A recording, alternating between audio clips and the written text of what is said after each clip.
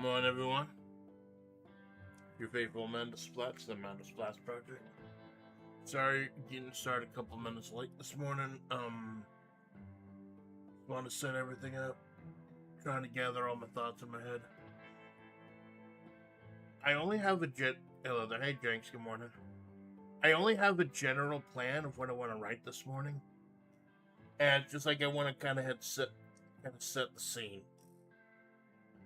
Because this is going to be an arc that's going to carry through the rest of the year. One episode a month, Wednesday, or August, September, October, November, December. We're finally going to be taking down the BBEG, as they say. The big evil. Right now it's Mossberg. Symbolized by Mossberg. I'm going to go into that later more. Explain exactly who Mossberg is. So we've hinted at a lot of stuff, especially at the end of last month's brief respite chapter, which did surprisingly well for a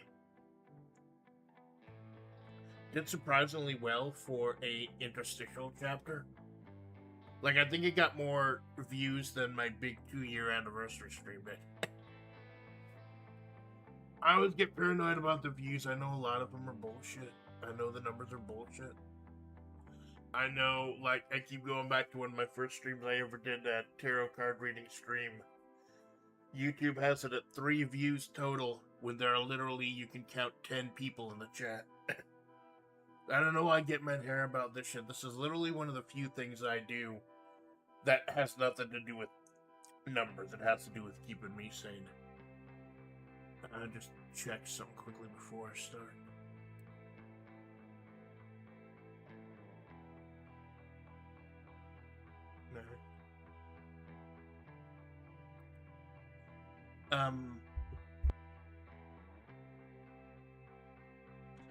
Confession, I only update OBS like once every 4 months. Like, I don't update it until they force me to. Till it like straight up stops working. So I've been kind of tinkering around with some of these quote-unquote new features. They really updated the audio mixer from the last time I was forced to upgrade this shit. Basically, for those of you who don't stream, there's a big old, like, console called OBS where we have, like, the stages and streaming controls, etc., and there's an audio mixer.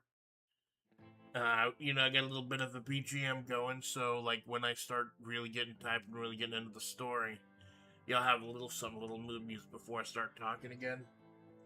And apparently there's I don't hear it in my headphones because that'd be distracting. But now with the new console, the way it is, the audio mixer, you can click a button to hear any of the stuff you're not supposed to hear just to test it. It's actually really nice. I double check just what background music I have, what kind of vibe I want. From now on, obviously, I may wedge in a 6th if I don't think I can get the story done in 5. I may wedge in a 6th writing stream somewhere. But from now on, I do not plan on having an afternoon stream when I do one of these morning creative writing streams. I may guerrilla something if, like, I'm free enough and there's, like, nothing going on here. But I don't know. There may be other stuff. Like, I kind of want to start organizing a few things to get my house in order, so to speak. I know this all sounds kind of final, but don't worry. Unless I just, like, fucking keel over and die or something. But that's something you gotta expect with every streamer. I have plans laid out for both this and for pro wrestling until at least the end of the year. So what I want to do with fighting Mossberg, or dealing with Mossberg, I don't know if we're actually going to end up fighting Mossberg, is I wanted to try, like last time we did that with Leia and Perdito Armstrong, That arc, I did a 3-act play type of structure. I didn't follow it religiously, and in the end, Amanda actually ended up become the protagonist more than Leona. Although I kind of think that was for the best, because Amanda is going to be the protagonist of the story. She's been the protagonist, but she's been more like on the sidelines, while people like Takeen and Sand Ruby ended up becoming the protagonist. It's time for her to like step up, and this is going to be the way to do that.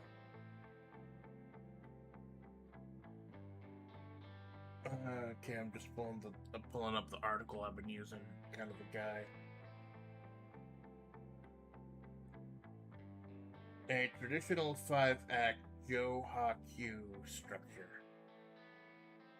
Takemoto Gidayu, chanter and creator of the chanted narration for puppet theater. Traditional kabuki and or like I'm not horribly changing the genre. I still kind of after. Oh my god! After it took me 2 years to kind of get in the groove of what type of story this is. I still want to follow kind of a western, but it's kind of I wanted to do some since this is going to be taking on the big bad, taking on Mossberg. I wanted to do a bit more of a longer narration, a little more coherent than my usual dime store novel, one and done chapters. The play opens auspiciously in the first act, using gentle themes and pleasant music to draw in the attention of the audience. So I figured this would be kind of a good way to set the scene. Like, we did a bit of that. It was kind of a come down. Last month's chapter at the Vegas stream was more of a come down than anything. I think this chapter is gonna set the scene. Like reintroduce a couple characters, like kind of deep dig into some of the new characters, like Marina. I may introduce one, but I gotta be careful about like foreshadowing certain things into other things. Like I have a general plan for the rest of the story period. Like I have a plan until the end of the year for the Mossberg story, the Mossberg arc, and then the rest of the story period starting in January and going to my 3-year anniversary in July. That's how far I plan out shit. That's why I get upset when like kabuki isn't entirely correct term to use an all-female characters acted out by a male.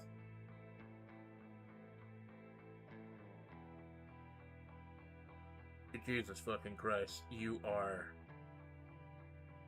Oh my god, you have hit the nail on the foot. I didn't even think of that, Jinx. Oh my god, I did not even think of that. That's beautiful. I just thought about it originally because I'm a fucking weeb. That's perfect, man. That's fucking perfect. But yeah, I also know I have a lot of characters in the story. Like, they kind of appear from time to time. Wanted to kind of catch you up on, like, some of the older characters and some of the characters that haven't appeared in a while. And set the stage for the ones who are actually gonna appear in the story. I'm trying to think about how to start. Like, I know generally what the thread is. This is gonna be one of the ones where I'm like kicking ideas around with anyone who stops by. Anyone who wants to stop by and kick around ideas, always happy. But I have a general like plot thread for how I'm gonna string all these together. And of course I like if I feel the story. I know like anyone who's trying to learn how to write from me, please don't. This is not how normal people write. Normal people like go first, second, third revisions, go back. I just put it out on the page, and then it's just law. And then I'll just rewrite something later if I fuck it up. But yeah, this is just like stream of consciousness writing, but this is how I've always done it. I should probably learn how to do it the real way before I publish something.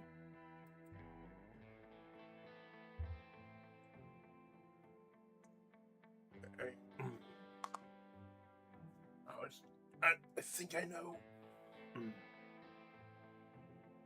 Also, before we get started, I do want to apologize about being Manhero on Twitter recently about my job. It will happen again. Things are not good right now. And, you know, writing's always kind of helped me deal with a lot of shit, so who knows, maybe it might pop up a little bit.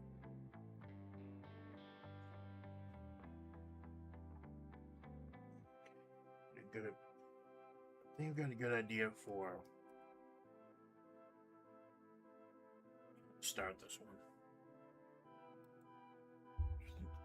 I always like to kick them with the intro.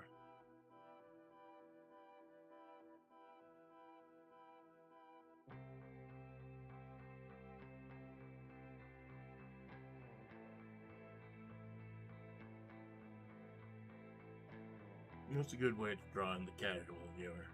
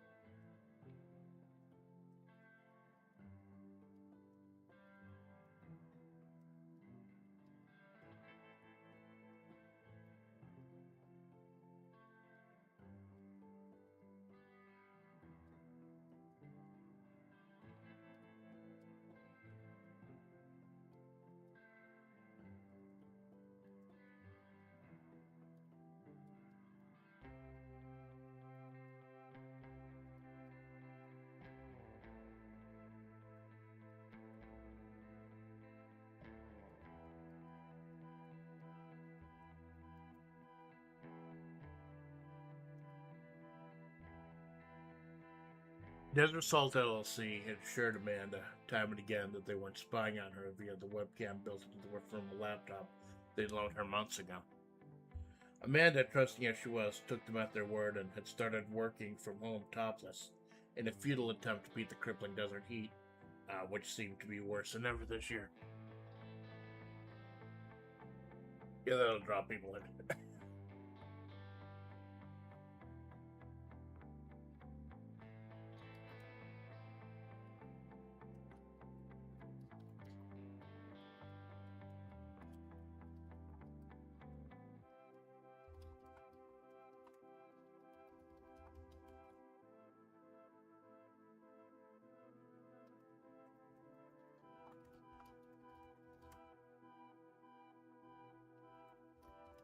Alrighty, Splatts. Hey, Clanker, thanks for stopping by, my dude. Good. Thank you, man. Hey, good luck at the Olympics, man. Bring us back a gold medal. Dudes at the Clanker Olympics right now. God, I saw footage of those Olympics like they're doing robot Olympics in Japan. It's kind of or China, I think. It's kind of horrifying, but it's also kind of awesome.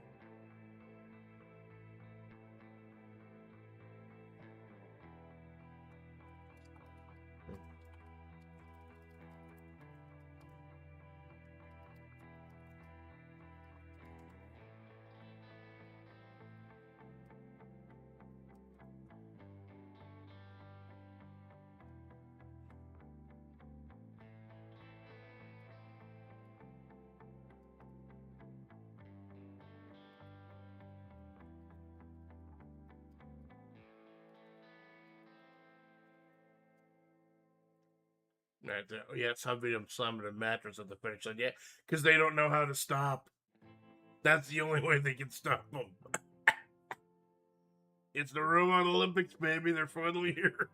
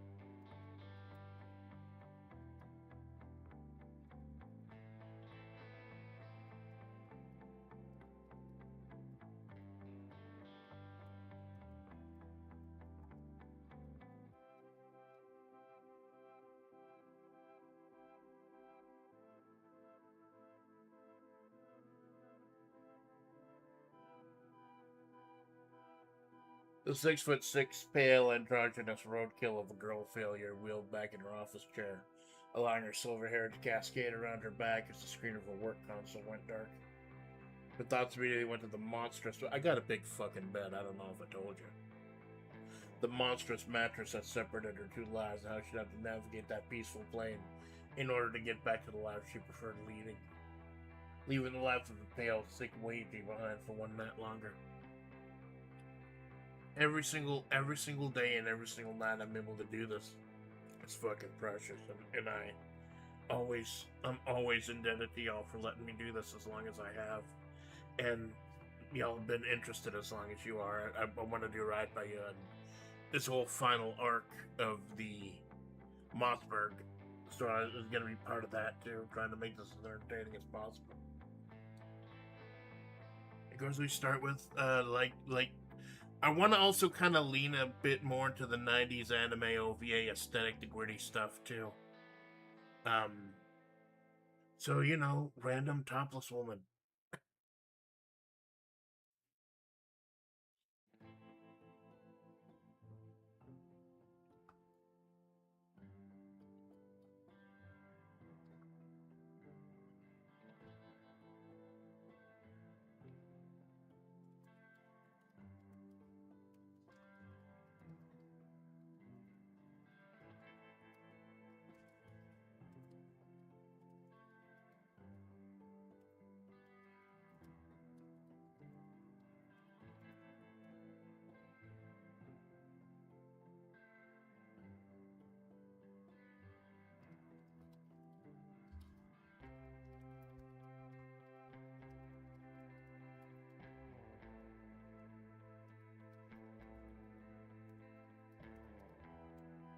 I also kind of want to introduce Amanda's condition. Or maybe dive into Amanda's condition a bit more. Because the clock is ticking with Amanda now. I need add a little urgency. And that was kind of hinted at during the Rattlers arc. But yeah, things are breaking down for Amanda. She can't lame shit out anymore.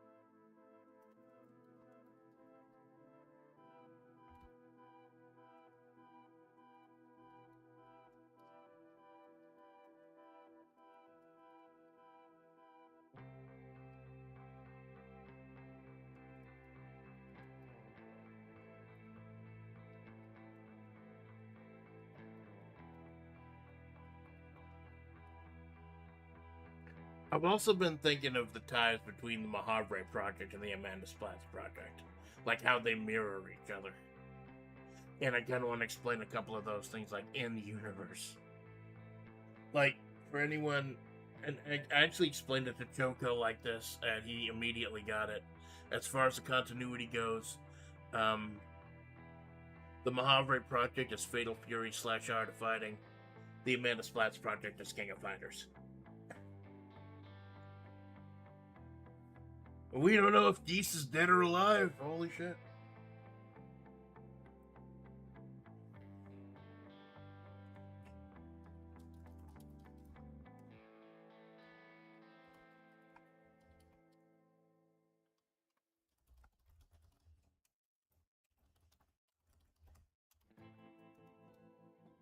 I keep using that word disparate. I don't know if that's right.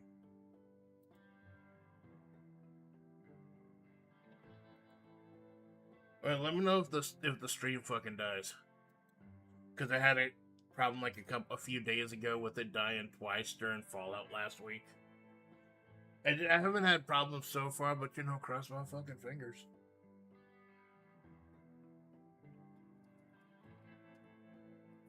Keep using the word disparate because it sounds nice, but I just want to.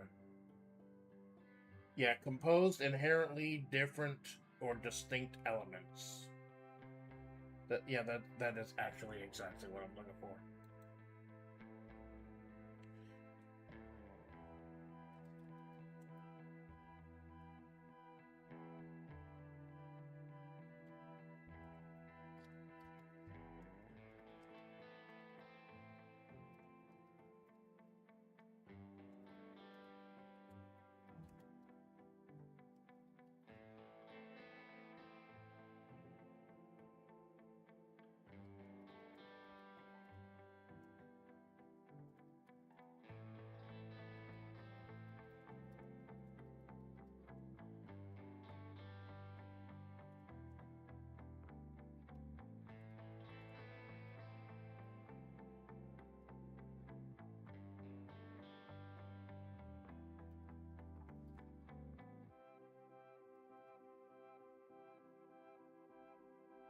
How do I describe this? Fuck.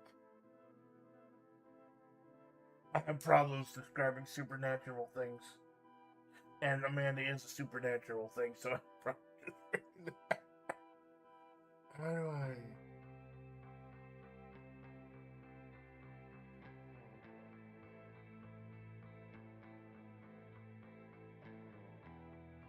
Oh shit, that's perfect.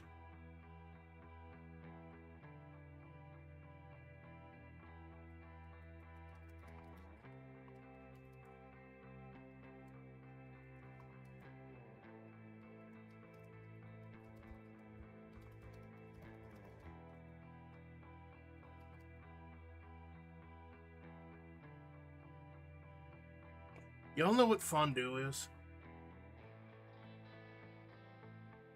Let me get your picture of fondue.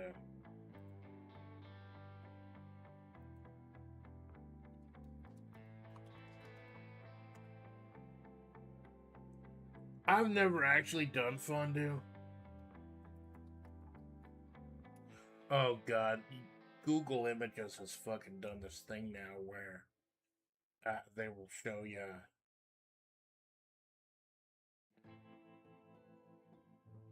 They will show you pictures they think you'll like.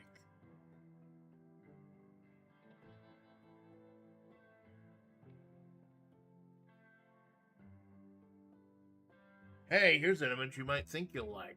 You haven't even put a fucking word in it. The cheese dip stuff, yeah. Also a bit of a test to see how long it takes me to pull up an image. But yeah, I don't know if this is popular anymore. Like, for a while it was really popular. And that's kind of Mahavre chic. Stuff that was really popular for like 10 minutes, like 30, 40 years ago. Like with the beaded curtains in Sandy's cave. Or the wood paneled station wagon Amanda drives. Shit that might have been trendy a long time ago. Fuck, maybe I'll put a fondue in the store. But yeah, it's just like little bits of meat and cheese and stuff. You dip them into a melted pot, melted cheese or melted chocolate, and then you pull it out and it's all covered. And then you can either wait for it to cool and harden, or you can just be a fucking savage and eat it right there and burn your mouth. It's like, if y'all ever been to Golden Corral, first of all, if y'all ever been to Golden Corral, I apologize on behalf of Americans. And number two, they have that chocolate wonderfall, which is like a cascading waterfall of chocolate that hardens once you dip stuff into it. Yeah, like that.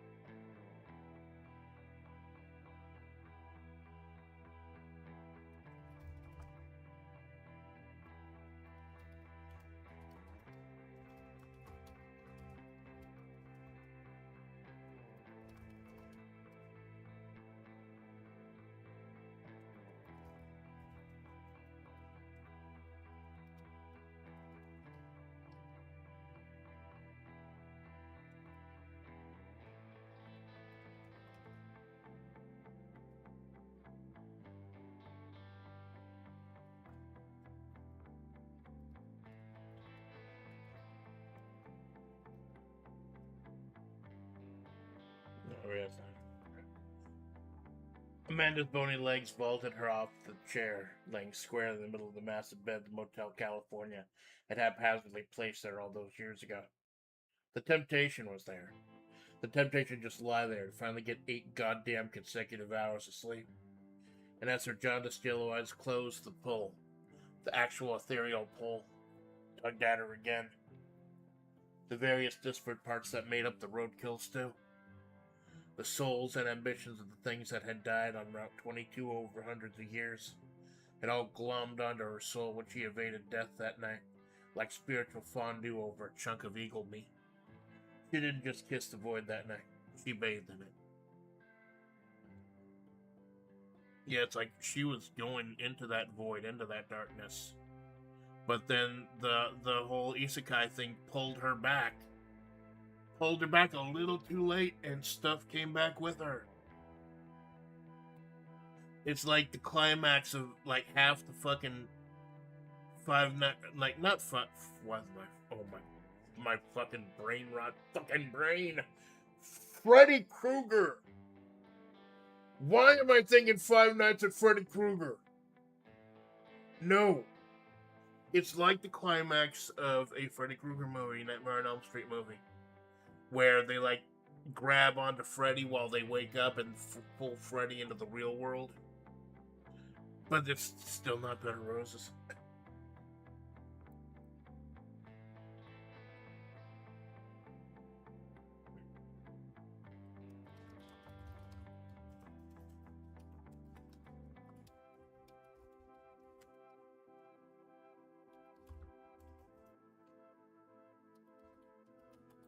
And that hard shell was starting to crumble.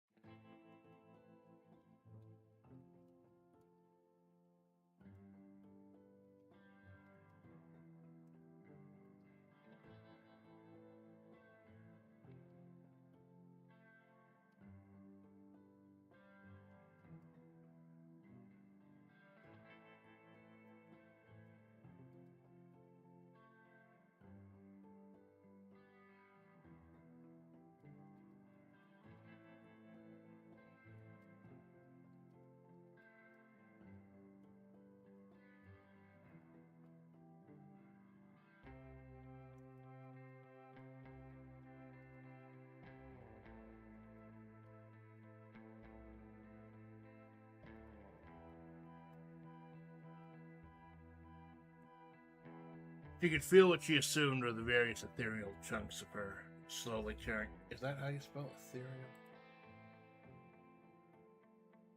There's some of these words that open off just as no. E-A-L. Ethereal. It's funny, you use the word real in ethereal. That's perfect. You can feel what you assume were the various ethereal chunks of her slowly tearing away, slowly descending, being pulled back to that void. Whatever layer of Mahavre still laid there after all this time. Under the sewage and water system, under the once sacred tunnels that carried the water of the gods through this once holy place, and deeper still to a bedrock of... She didn't know what to call them. She just knew that they wanted her back, and they were pulling harder and harder every night.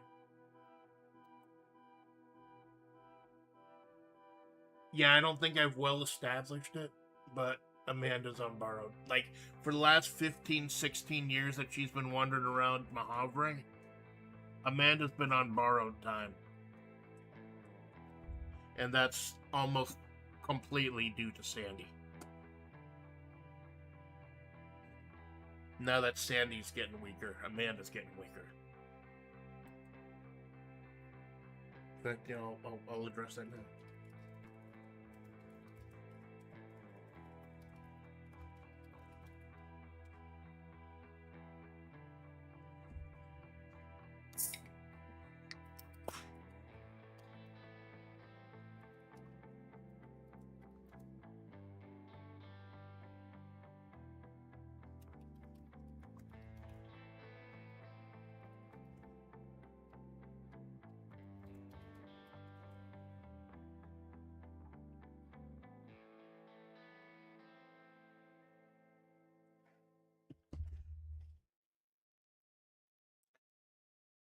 I was just gonna have Amanda wake up, but I think I've got a cooler idea.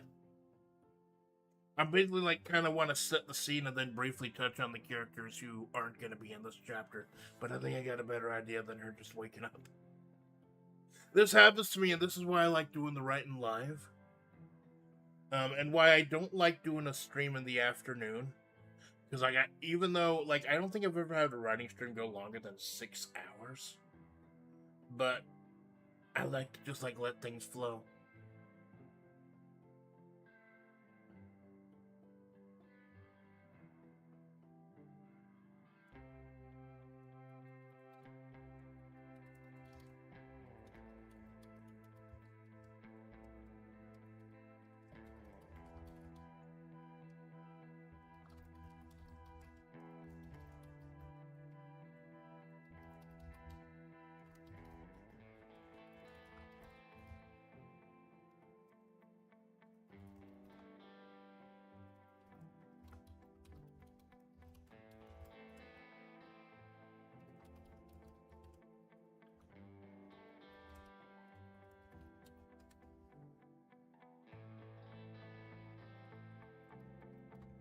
I don't think we've got a good hold on just how old Ma'i is. She's an emissary of the gods. I'm gonna start going a little bit slow. I'm gonna try to start pulling images up. I'm just I didn't pull an image of Amanda.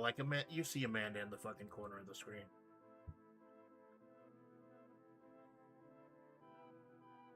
Although I wonder if people think it's gonna be titillation. I think the most recent pictures I have of the actual main cast are the pictures I did for the I did a whole bunch of 4th of July bikini outfits.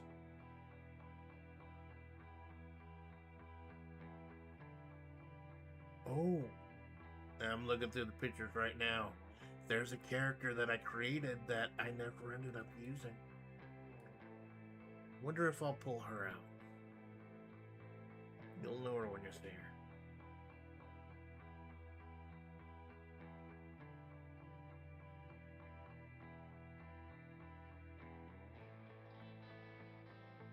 Ah, here it is.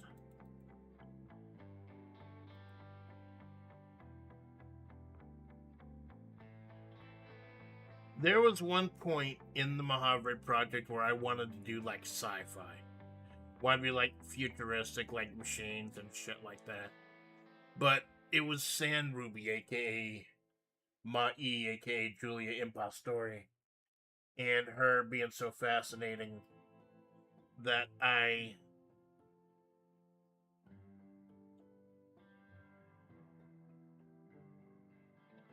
Huh?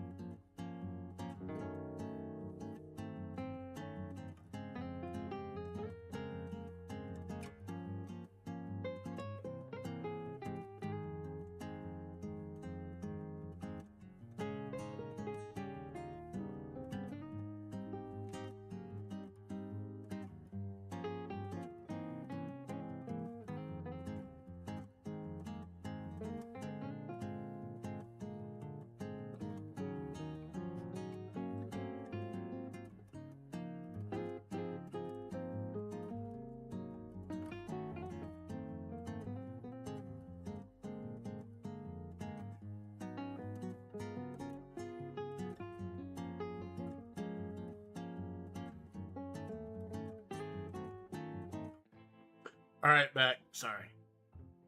Hopefully that won't be a problem again. Something going on outside. Hope that won't be a problem again. Welcome back, thank you, Jinx. But yeah, as I dig more into Sand Ruby as a character and the possible mythology behind Mahavre and the gods that once walked here, I really wanted to lean away from like completely sci-fi futuristic stuff, and I did want to lean more into the mysticality, which will also kind of go towards answering the one big question that has been hovering over the project for almost 2 years. One that I never specifically said would get answered, but it might. It might at the end of this arc.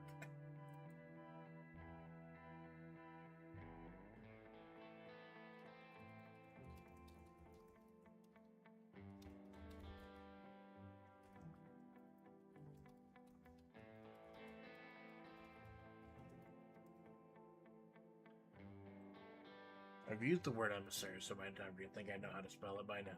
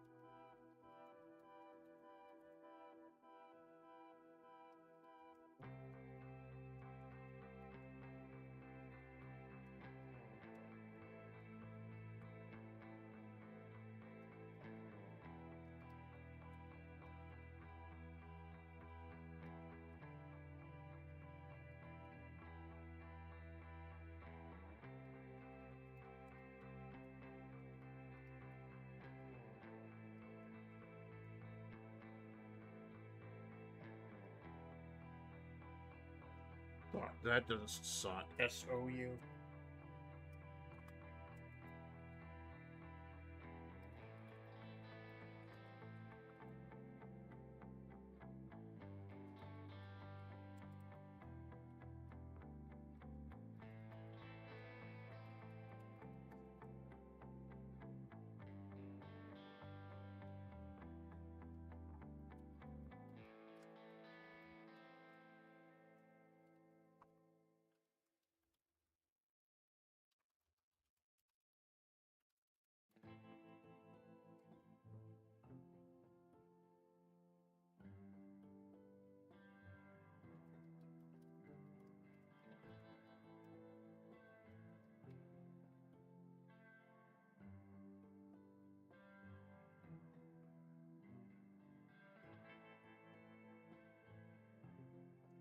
and focus a little bit less on Sandy and a little bit more for his Mai during this chapter. The quote unquote real Sandrube, the one with the wooden coyote mask. Amanda was living on borrowed time. Time she signed up for went after hauling up the top tier of her human. No. Your privacy comes first. Visit our updated privacy page for the latest on our commitment to data protection and ethical AI. Shut the fuck up, Dell. I'm trying to be an anime girl on the internet. Amanda was now living on borrowed time. Time she signed up for went after hauling the top half of her now human corpse across the desert.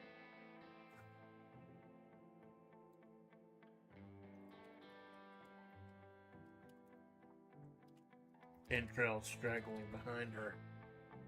She ended up at the cave of the creature the gods once called Mai, that humanity had come to know as many other names as the ages suited her. Amanda had come to know the coyote god. Well, emissary to the gods, but come on. A sand ruby.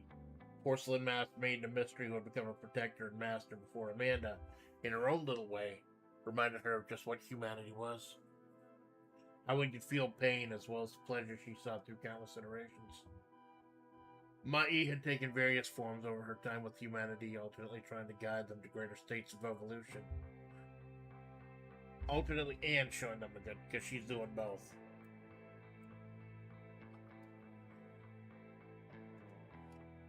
And showing them a good time. It's hilarious. I typed the word "and" in, and Open Office tried to autocomplete it as androgynous. So I think, yeah, it knows me after these last 2 fucking years. And showing them a good time. Gonna have to briefly bring up Julia Emba's story at some point because she's the one that's tied with Mossberg. But I think I'll bring that up when I bring up Mossberg. I don't want this part to go on too horribly long. I want to get to the setup to the hook for the rest of the chapter.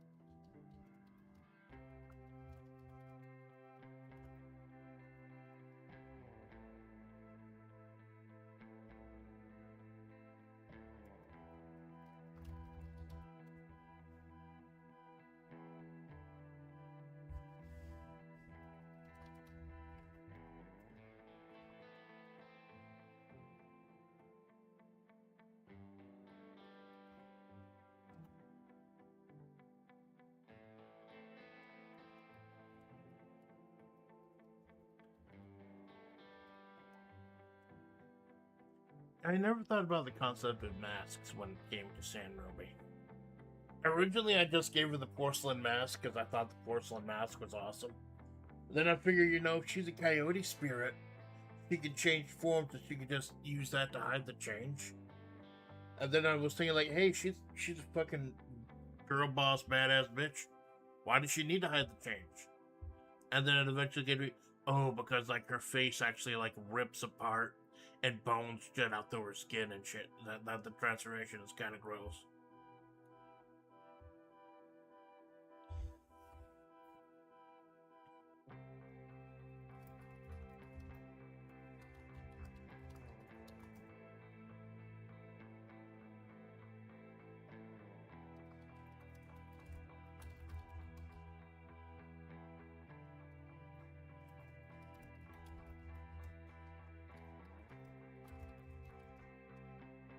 Concept of masks is, yeah.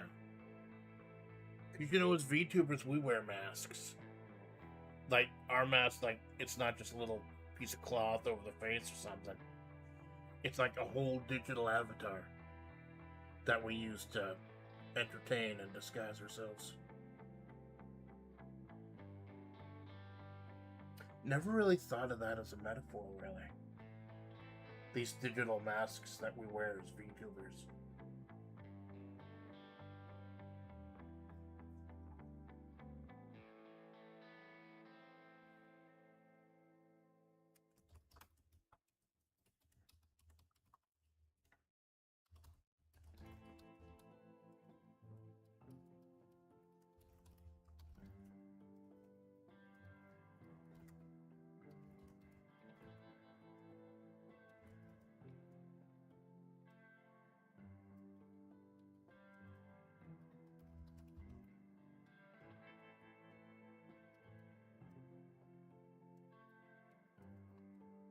Hmm.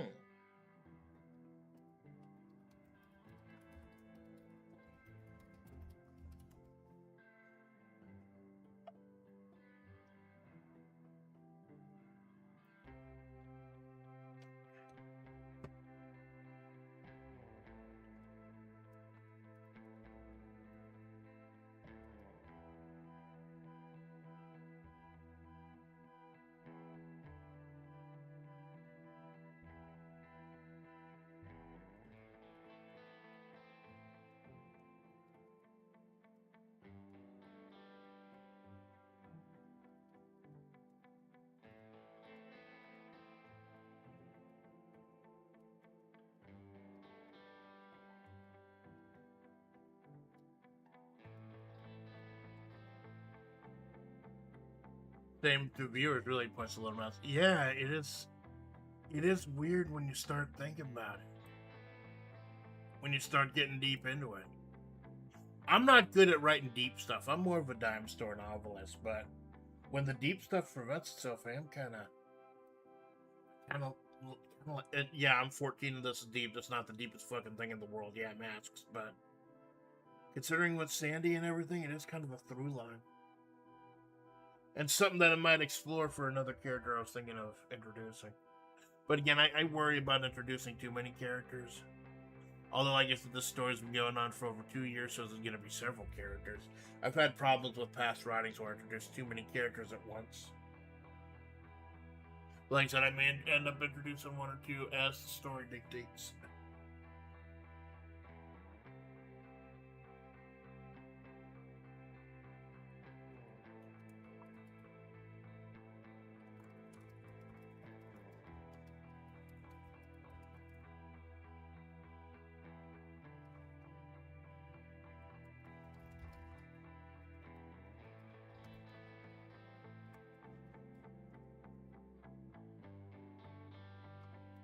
What is a coyote? You'd think I'd have looked this up before. I think I've looked this shit up.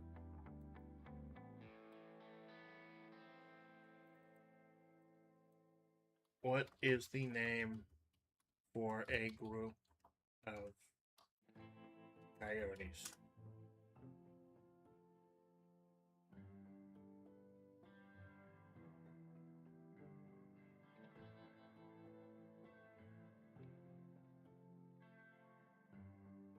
Well, that's obvious, a pack. Some animals have a weird fucking name for the big groups that they travel in. But no, a pack makes total sense.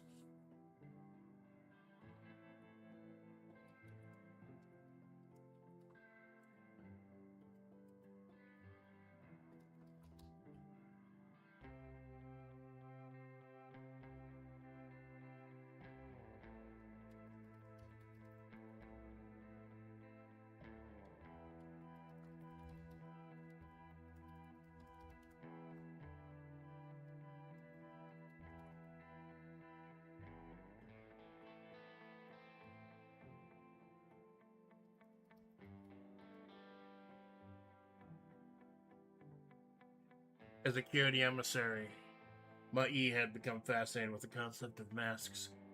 These small slabs that people adorn their faces with to take them away to another place and time.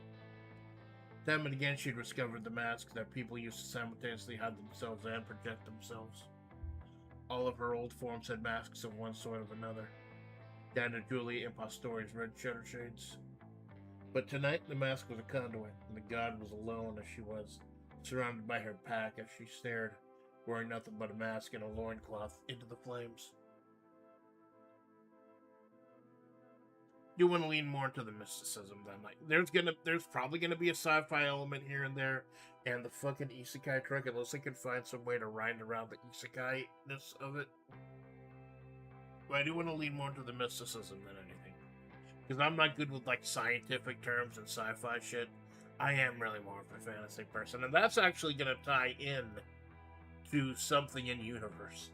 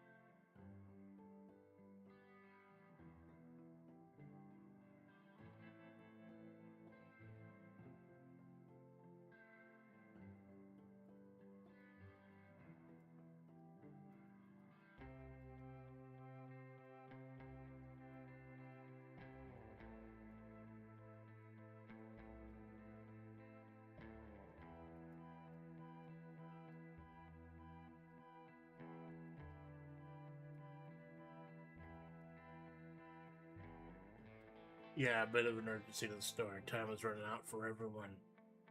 This needs to get figured out. But now the pieces are in play, and eventually it's going to be pretty obvious who the Rod is. Especially considering Mossberg's relationship with Julia. And even though we like hinted at the Rot and everything, especially more in the artwork than the story, we'd actually made it 100% obvious, 100% explicit in the last chapter. That was the main crux of the last chapter. Not only to kind of soft introduce a couple characters, but so that, yeah, she is the Rot. Mossberg is the Rot. Fucking lawyers, am I right?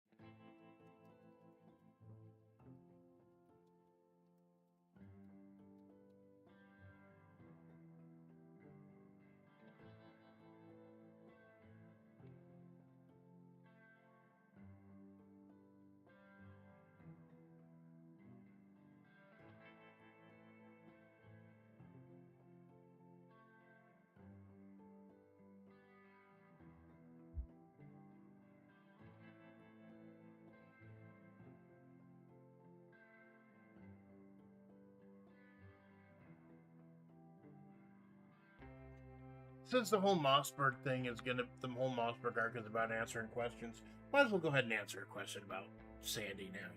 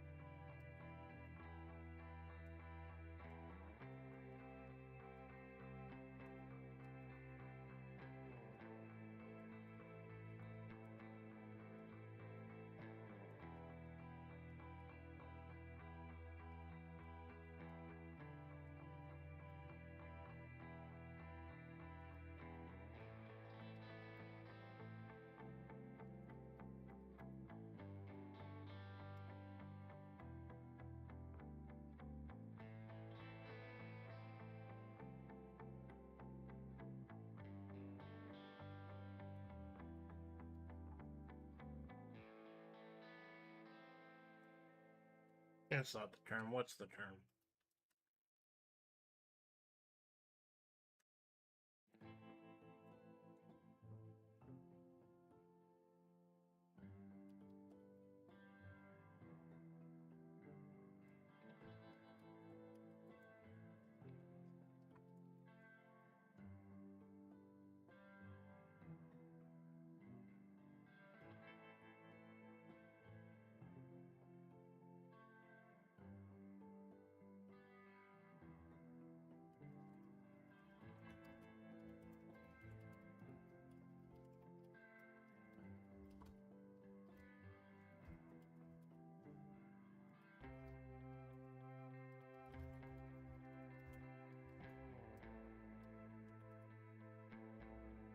The flames held no guidance.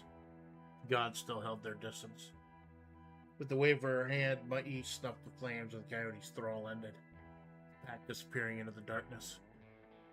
Mai'i returned to the sanctity of her cave, laying on the beaten red leather couch she got a lifetime or two ago, tossed the old wooden mask aside, not completely happy with the gods that gifted it to her at the moment.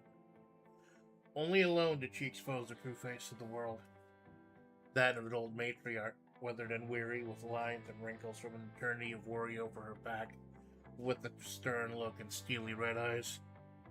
A woman who had seen some shit and was gonna continue to see some shit so that others didn't have to.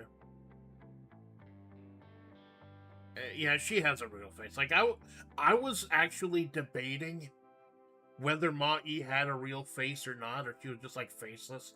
But I already did the faceless thing with Julia Impastore.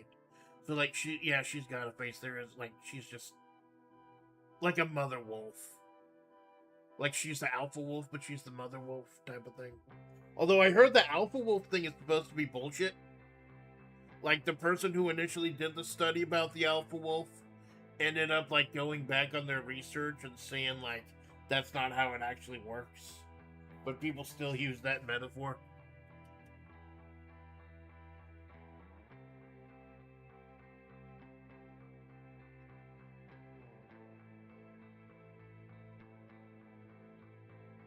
Just save quickly because I'm paranoid.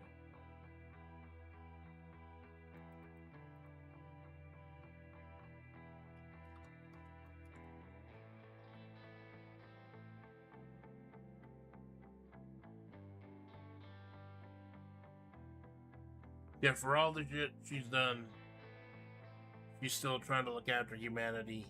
And it was hanging out with Amanda that helped her kind of rediscover that. That was kind of the whole point of the 1 year anniversary stream, No More Lies, where it was just one long discussion between Amanda and Sandy at the golf club. And Sandy admitting that she would never lie to Amanda again, although she kind of sort of lied during the 2 year anniversary when she disguised herself as that judge.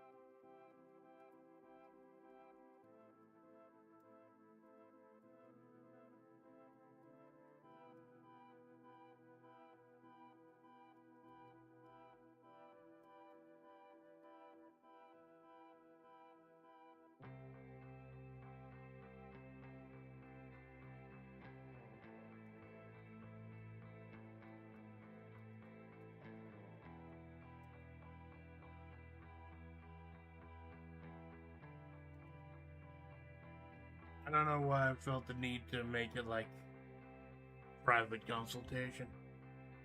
Like dance around the term when she has used the term smashing clams in the story before.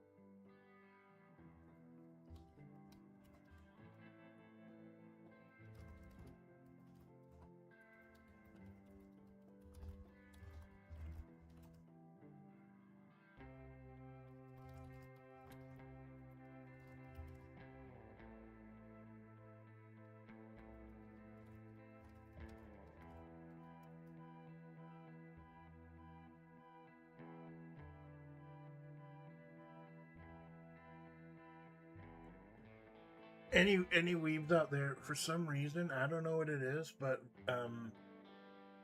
when I picture Ma'i's real face, I kinda picture Integra. Integra Helsing from the Helsing series. Like she's kind of the badass girl boss who's seen some shit. Ma'i reached for her phone, half expecting to feel a large chunk of plastic with a covered antenna, and not a small, smooth, skipping stone-like rectangle. As if she were Julia Impastori again, calling up that girl in the orange creamsicle suit for a private consultation. This pulled her back into the current age, remembering that her current persona was Sand Ruby, although she thought maybe Sandy's not long for this world either. As she idly called Amanda, not sure what she was going to say, but needed to feel something, hear someone, after a long night of reaching out and getting nothing in return.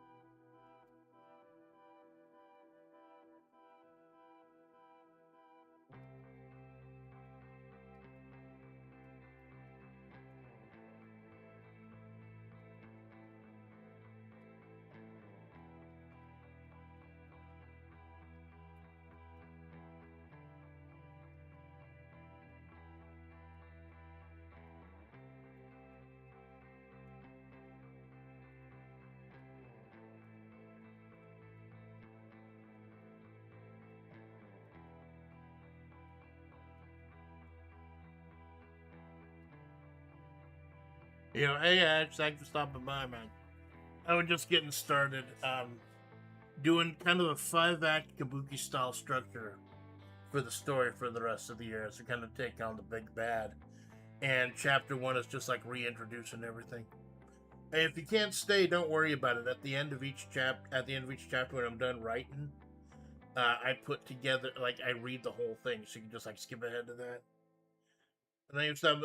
Ash, man, he's been busting his ass like every day, like streaming that. Like, although I've heard that like recently you've decided you may be taking weekends off. That's cool, man. Like, you gotta know yourself. You gotta know your limits. You've been busting ass for a while now. Thanks for stopping by, my dude. Sandy's custom ringtones will rouse Amanda from sleep and jolted her back onto the sage. Drew the disparate souls back into the chunk of eagle meat they'd congealed on. Amanda opened her eyes, checking for the time, simultaneously cursing herself for falling asleep before a stream, and praising her luck for having only been out a few minutes. Amanda reached out not for her phone, but for the one office chair she'd had room for in the small motel room that had been her home for a good decade and a half. With a burst of strength, Amanda hauled the chair over the bed and deposited it in front of the other laptop setup. The one far less powerful, that came with a mic attached to an arm bolted to the table, and a mini fridge, and a dog shit off-brand USB controller. I need to get a new fucking controller. I've been using this piece of shit for since before I started streaming, and the padding on the thumb pads is worn off. This shit. It's fucking worn off.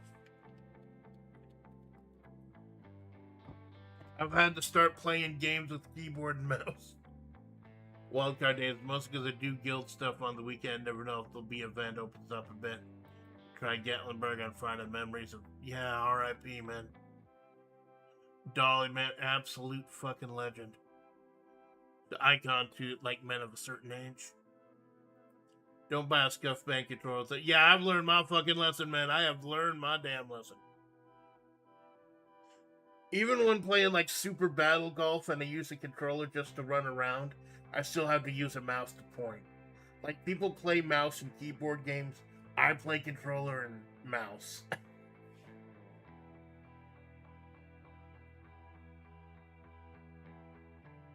Yeah, I'm such an old hag. You remember Mad Cats back in the day? Fucking Mad Cats.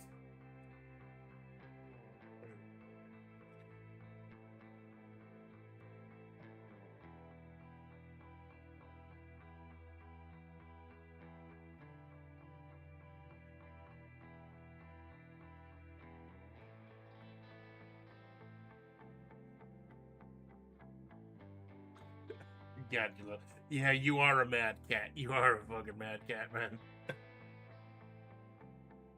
So yeah, I think now we can start leaning into what was going to be the hook for the episode. Now that we've, obviously Amanda and Sandy are the main characters.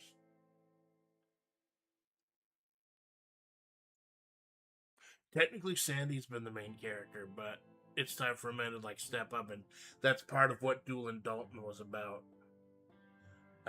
Her actually stepping up, nutting up.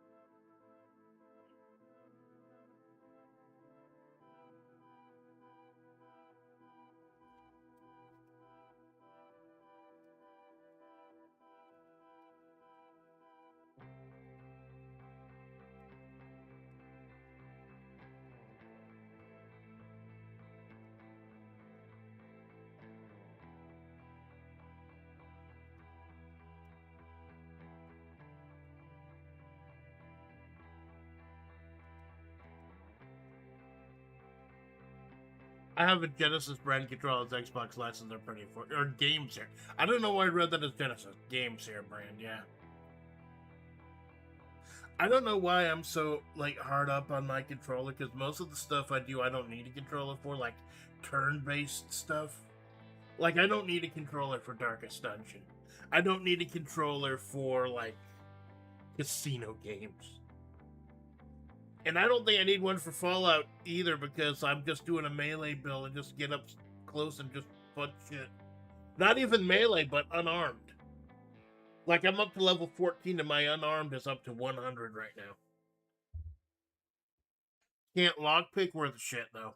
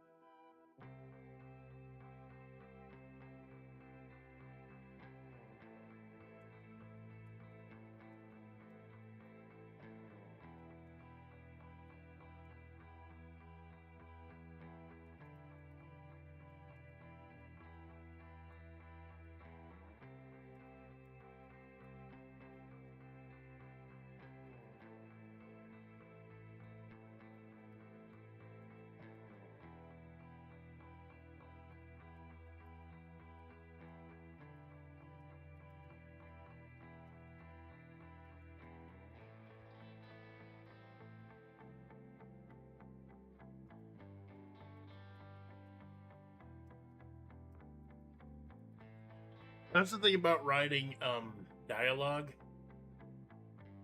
It's like a long time ago I used to write in script format where it's like name, colon, etc. But these days I try to write more like an actual novel, and with that you can tell with the quotation marks who's talking, who's saying what at the right time if you've probably like punctuated everything.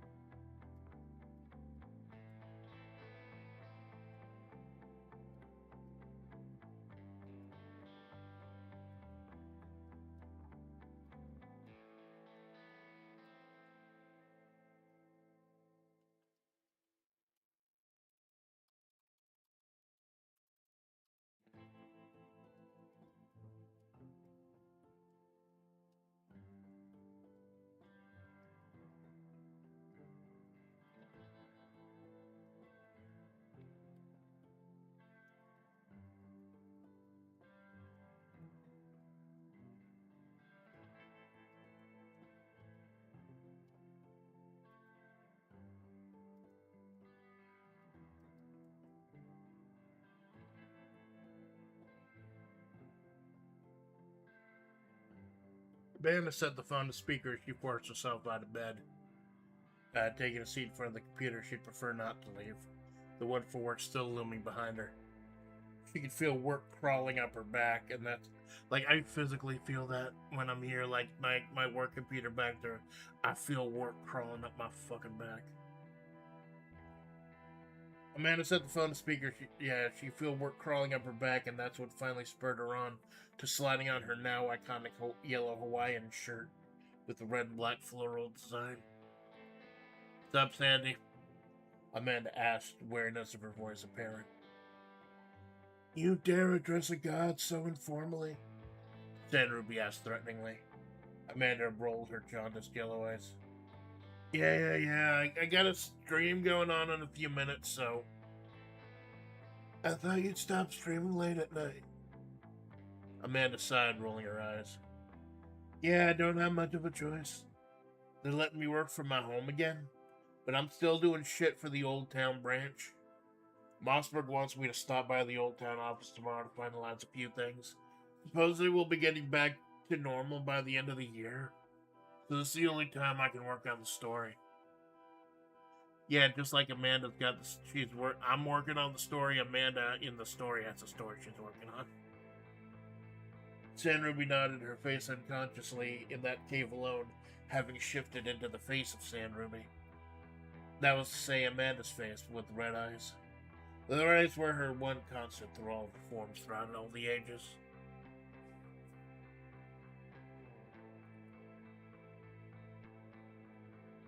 Got my E noted.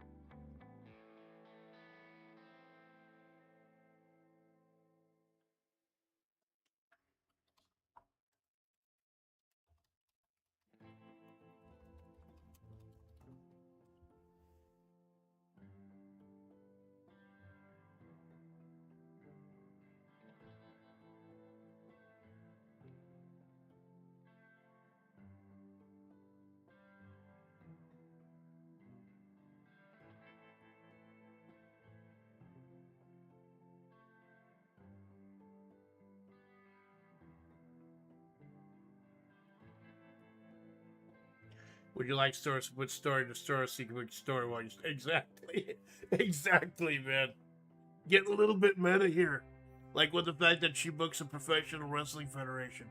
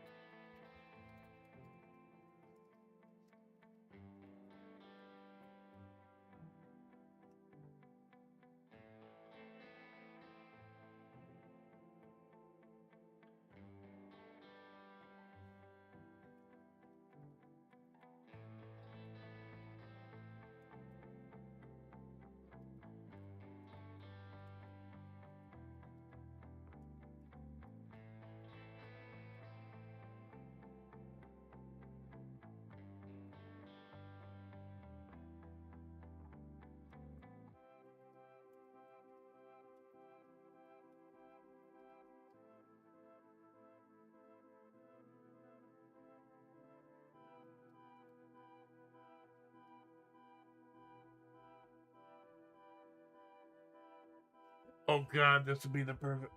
Like I said, I come in the story with a plan. And I know, like, chapter 1, like, with the traditional kabuki is supposed to be kind of auspicious. A little, like, I know things have been dark. So, like, oh god, I'm gonna bring this up now. Y'all have seen this character before, and you're gonna see her again. Oh no. Oh god. I was honestly surprised by how much golfing has become a part of my channel over the years. Like, I've focused on the singing, the music, I focused on the riding. I focused on the wrestling. I did not know golf had become such a massive part of this channel. Especially now with Super Battle Golf coming out. No one wants to play Super Battle Golf with me, man. I'll go 18 holes on your ass. Come on. It's fucking great. Any of my fellow flavors, check out Super Battle Golf. We'll go toe to toe, blow for blow. Just watch out for cheaters. There are some cheaters out there. If you end up going to on a par 5 course and someone immediately gets a hole in one in like 5 seconds, leave the room. They're cheating. How the fuck are they gonna be cheating at a little goofy little golf game, dear God?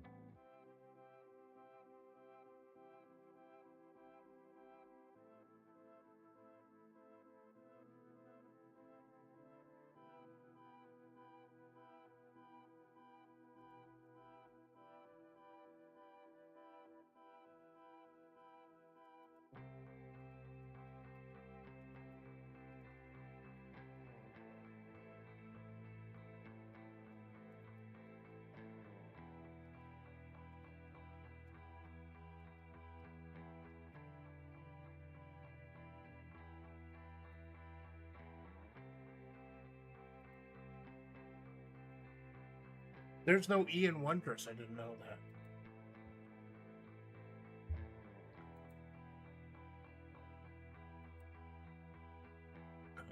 All of those damage.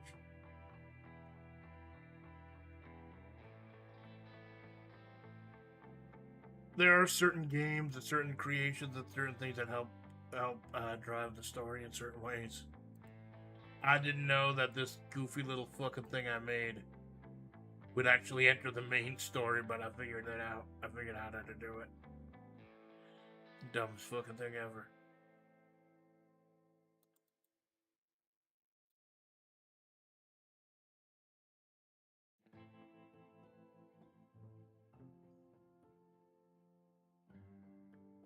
The Desert's Golf Tengu. My character in Super Battle Golf. A fucking golfing Tengu. Just because I'm a weeb. Massive fucking weeb. The Tengu's going into the story.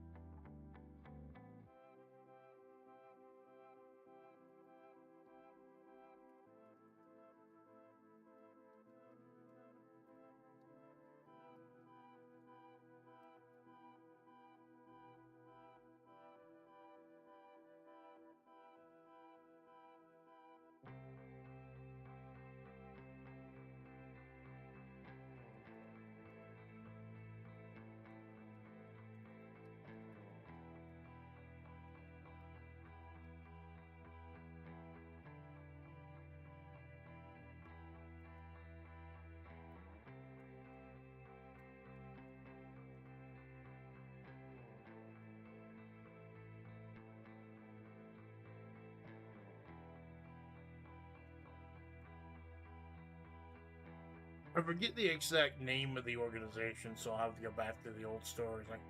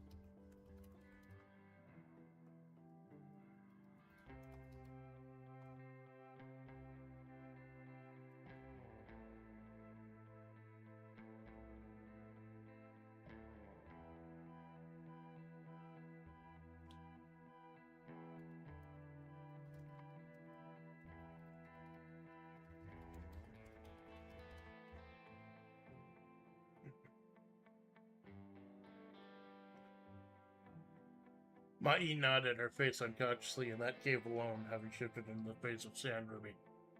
That was to say Amanda's face, but with red eyes. The red eyes were one constant through all of the forms throughout the ages. I see. Well, I'll leave you to it. I'll call you back when I remember why I called you in the first place. Yeah, you fucking do that, Amanda chuckled. Hey, it's been a while since we went golfing. Want to head out to the links this weekend? Yes, I think I'd like that, Sand Ruby replied. Maybe we could make it a threesome. Be wondrous if we were blessed with the presence of the desert's golf Tengu. Amanda immediately dropped her phone, yet with it set to speaker, Sandy could clearly and crisply make out aloud, Fucking hell! How the fuck do you know about that? Julie Astoria was on the board that helped fund the Mojave County Golf Association. I think it was supposed to be a money laundering thing. I've forgotten a lot of things about that period of my life. Julia has been dead for decades, and yet her login credentials still work.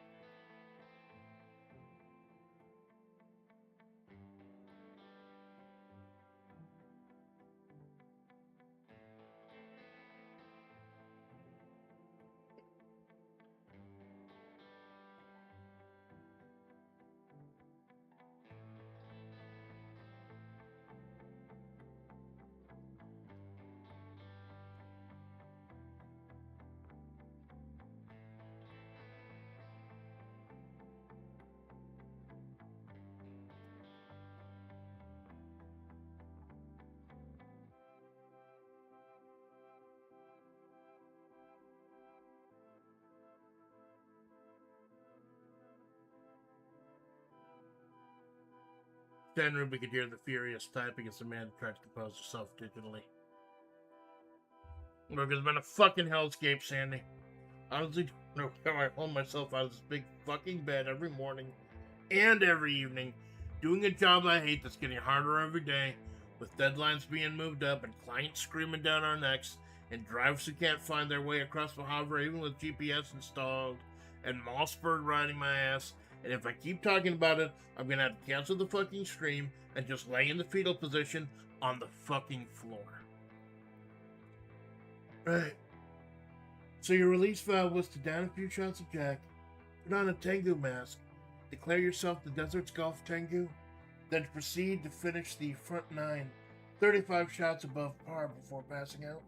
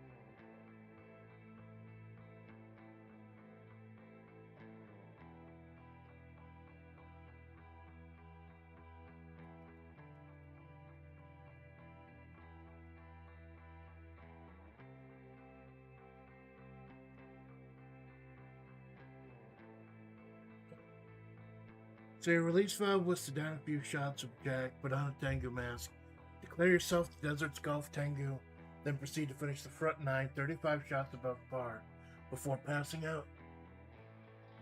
A small beep indicated that the speakerphone had been turned off and Amanda's already deep androgynous voice lowered an octave. I haven't touched the bottle in over a year. Not even after what happened with the Justice. The silence on the other end proved to Amanda that even the Coyote God could be stunned once in a while. And I commend you on it. But the fact that you did that stone cold sober indicates a whole different problem, doesn't it? Yeah, Amanda's. Not only physically is she breaking down, but she's also mentally breaking down. I kind of hinted at that during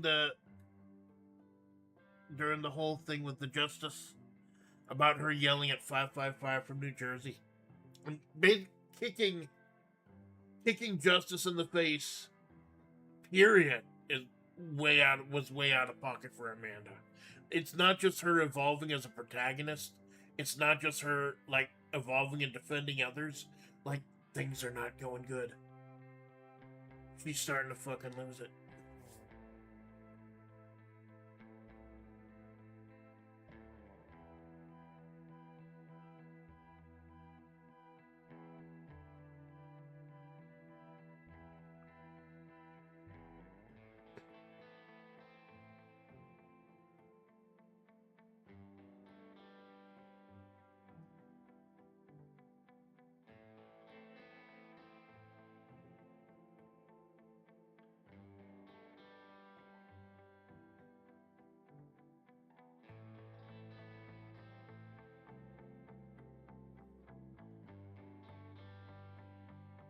Oh, I actually the Office Open Help. Menus, toolbar, shortkeys for Office Writer. Due to an unexpected error, Open Office has crashed. All the files you are working on will now be saved. Well, that's weird. And it reopens.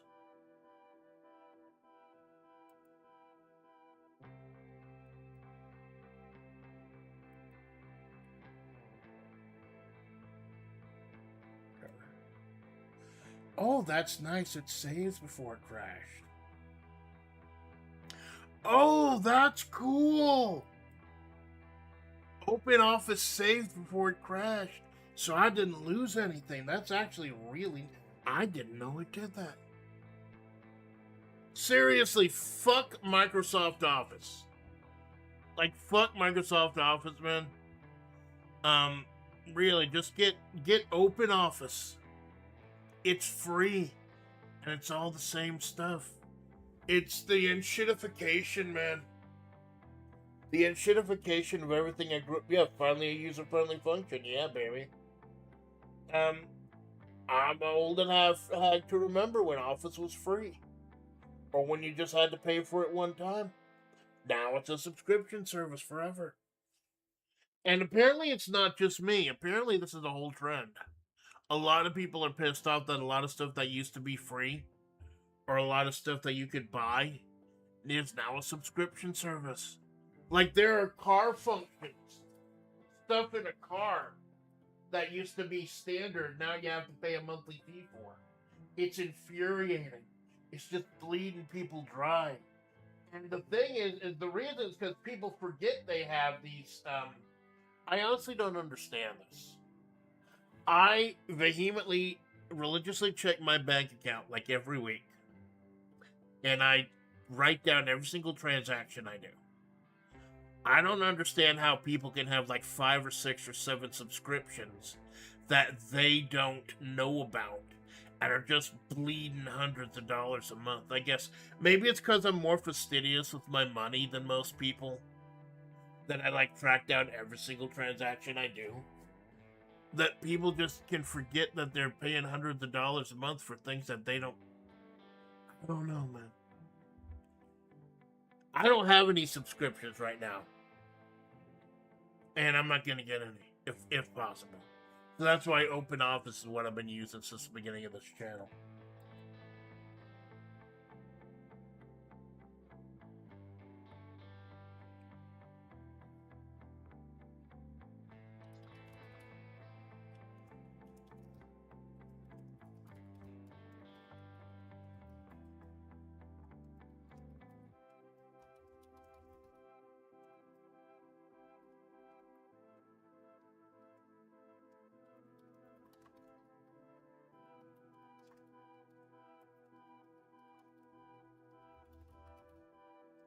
People haven't made money, you're just stupid. More the latter than one would hope. Yeah, unfortunately.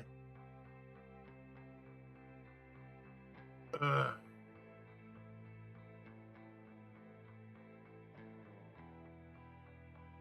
Like, I'm not... My job does not pay me, like, horribly well. The reason I was able to make it on my own for all these, like, years is because, like, I live like a pauper, man. I don't have television. And until I started doing this, I didn't even have the internet at home. Like, I was forced to get the internet at home due to work. Due to, like, a security issue at the job site. Um, and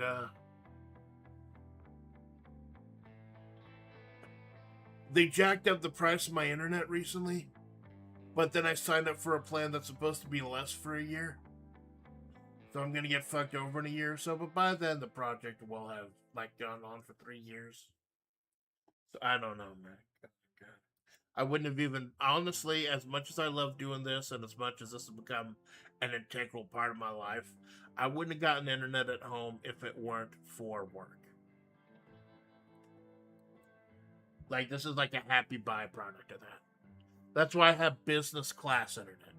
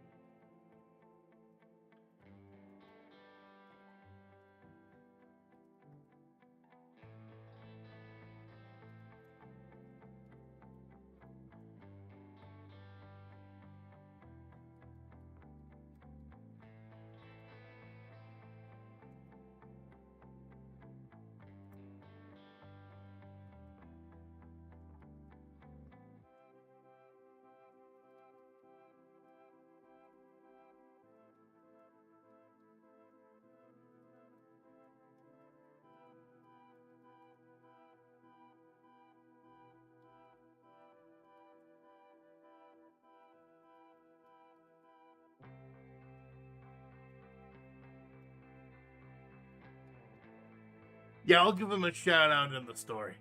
They just saved my ass, so I'm gonna give him a shout out in the story.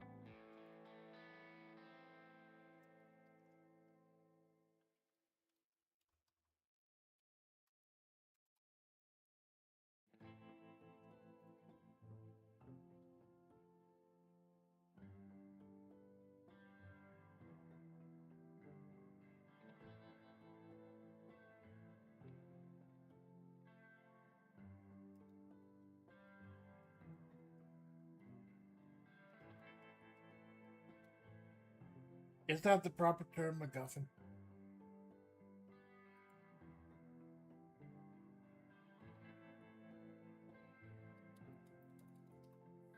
MacGuffin.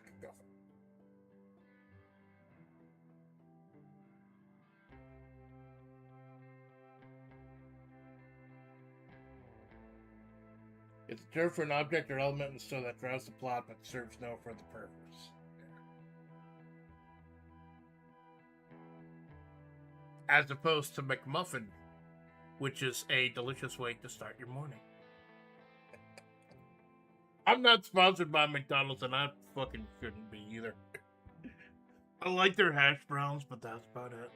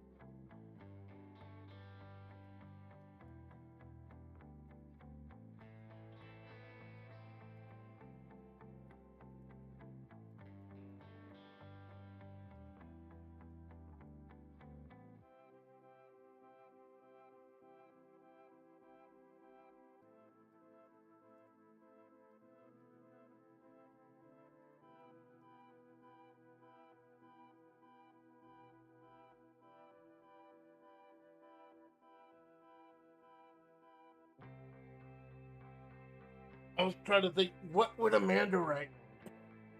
If Amanda were writing a story, what would she write? And then I thought, like, what type of stuff did I used to write before the Mahavri? Because the Mahavri project is not the type of stuff I used to write back in the day. Absolutely not. I actually hated writing modern day stuff. I mostly did either westerns or like medieval era stuff. So I figured that's the type of thing that Amanda Splatts would write.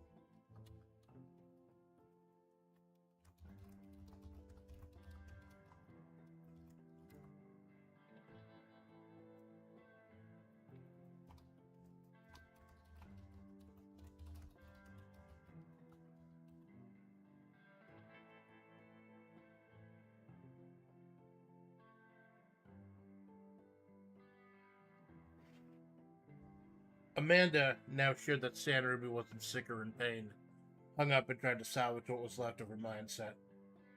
Trying to take her mind from a dark, uncomfortable hotel room full of embarrassment and bad memories to a castle in the middle of a sprawling countryside. Not a castle, Amanda thought. The party was just getting out of a dungeon last chapter, weren't they? Amanda opened the folder and desktop labeled Grayscale, opening up an open office document from a month ago and reading a stirring passage about four noble warriors navigating daunting traps and heroic battles to escape a dungeon recessed deeply in a mountain region. They'd just gotten the MacGuffin and were making their way back to the castle to be betrayed by the Queen. Of course, Amanda's viewers didn't know that yet. Among her various failings in video games and friend slump with her FlaVR associates, Amanda streamed her attempts to spit out a novel called Grayscale Saga, a classic sword and sorcery yarn. She often said for the fetuses in her audience that it was isekai without isekai. Having gotten sick of the isekai trend herself, and being an isekai roadkill magical girl, she knew exactly what the fuck she was talking about. Y'all sometimes forget that that's how this whole thing started, with the isekai truck. Amanda decided to try to pull out what she wanted to see back in the anime world. No modern day twists, no people from our world run over by enchanted trucks. Just a nitrous, a sorceress, a cleric, and a barbarian plowing their way through imps and kobolds. Although it didn't draw nearly as much as the glimmering dumpster fire that was her Let's Plays, it had its fan base. So yeah, now we've established what Amanda is writing in universe. Like, we've established Web P as a lot of indie rustlers pretending to be the characters from Web P. The story she's writing is a Grayscale Saga, a medieval era thing. Maybe I'll write a couple episodes of Grayscale Saga sometime on stream.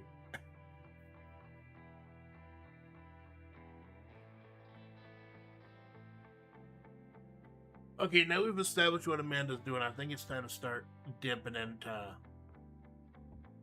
other members of the saga. Of this arc, rather.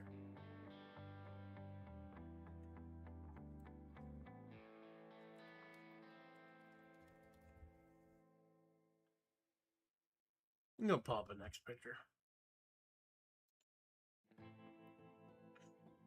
A lot of people are catching shit for using AI art. I haven't caught shit yet, but I think maybe it's because I just use it as a catalyst to do non-AI creative stuff. Just kind of give you a small visual representation of what I'm putting out there.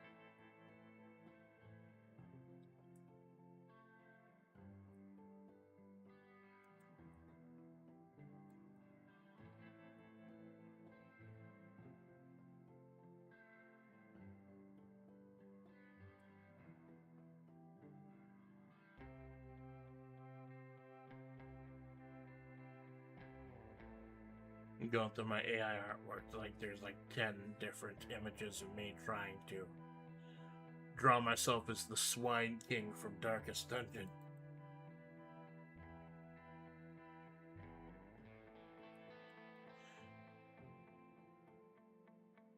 Here we go. Here she is. Marina. Had some fun with Marina last chapter. She's going to be an interesting addition to the story.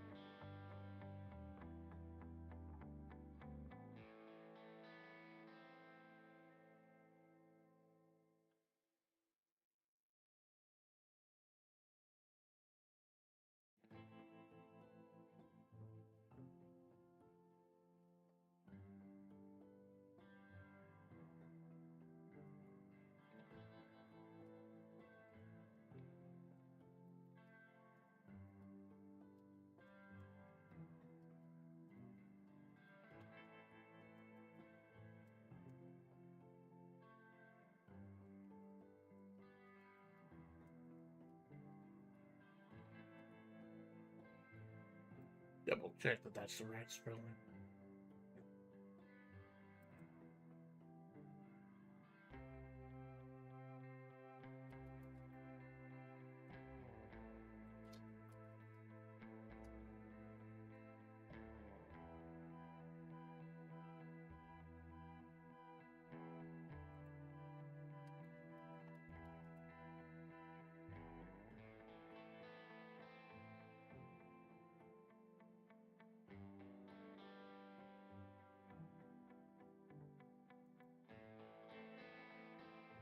Holy shit! I remembered how I remembered how to spell one of my characters' last names.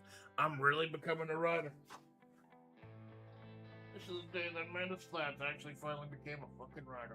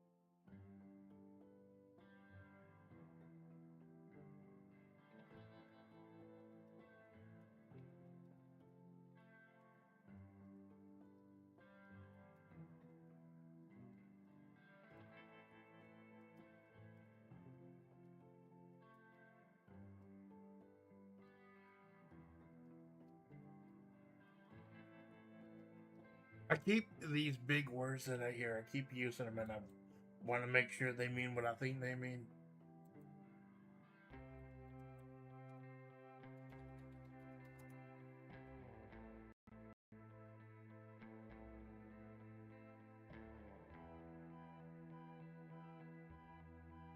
Yeah, preeminent. That's what preeminent means. I'm dumb. I don't know what words mean, but I look them up and they're there. That was great. Yeah, no modern day plot twist. No people from our world went over by enchanted trucks.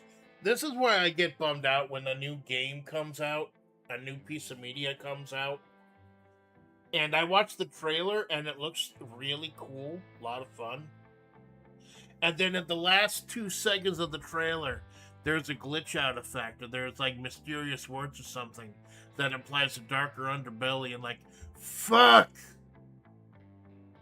It's like Doki Doki Literature Club ruined all of media ever for everything. Everything has to have a dark undercurrent. Everything has to be fourth wall meta.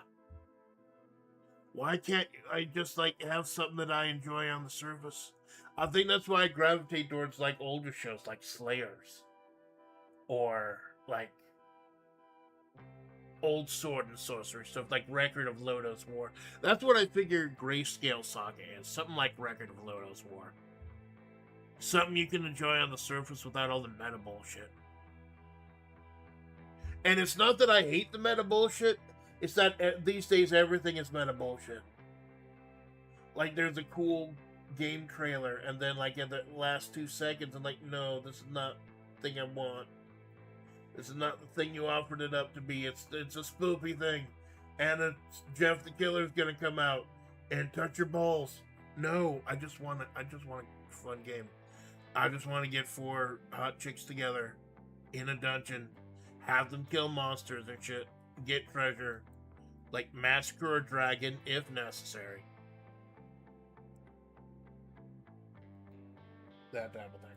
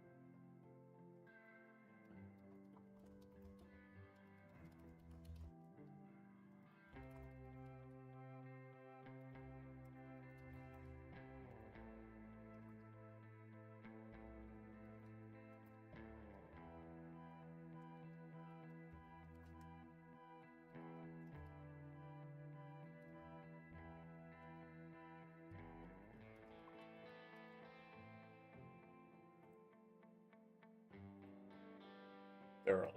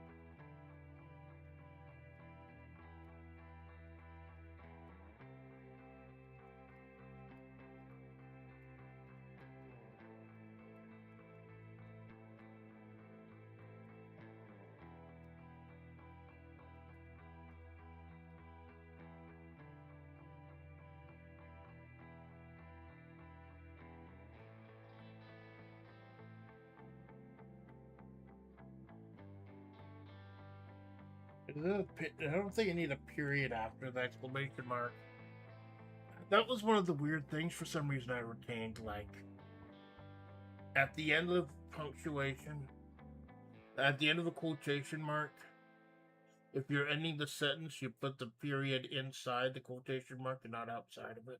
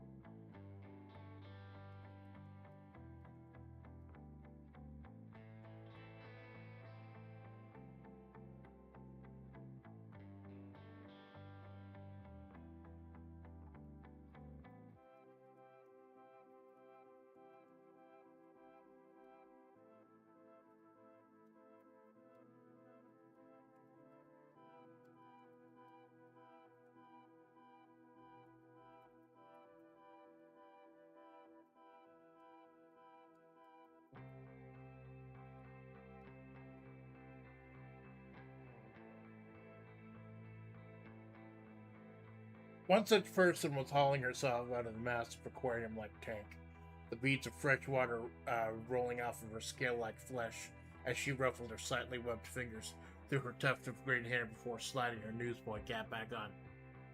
Marina O'Bradon, one of the deep ones and yet still young enough to hold somewhat of a human appearance, secretly relished the chance to dive into the tank to do the proper repairs herself. What the triple digit heat of the desert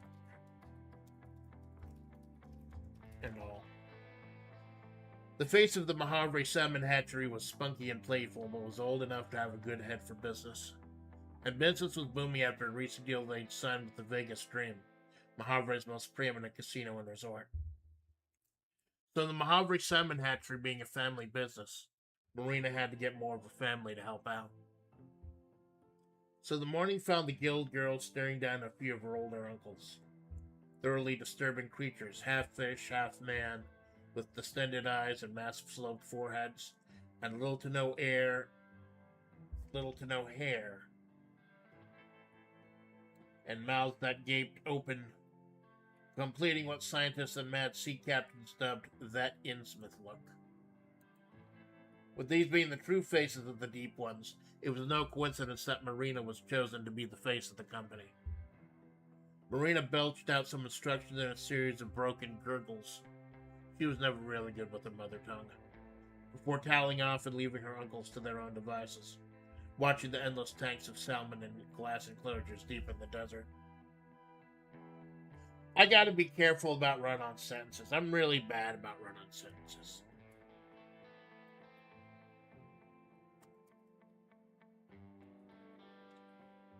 I gotta break up my sentences here and there. I'm bad about that. Because my thoughts run on and my sentences do too. She made her way to the break room, giving a fist bump to a statue of Dagon as she opened up YouTube on her phone. I wanted to kind of, I think I indicated this, like, with even the picture that she has, like, yeah, she's a worshiper of Dagon, but she's not, like, totally religious.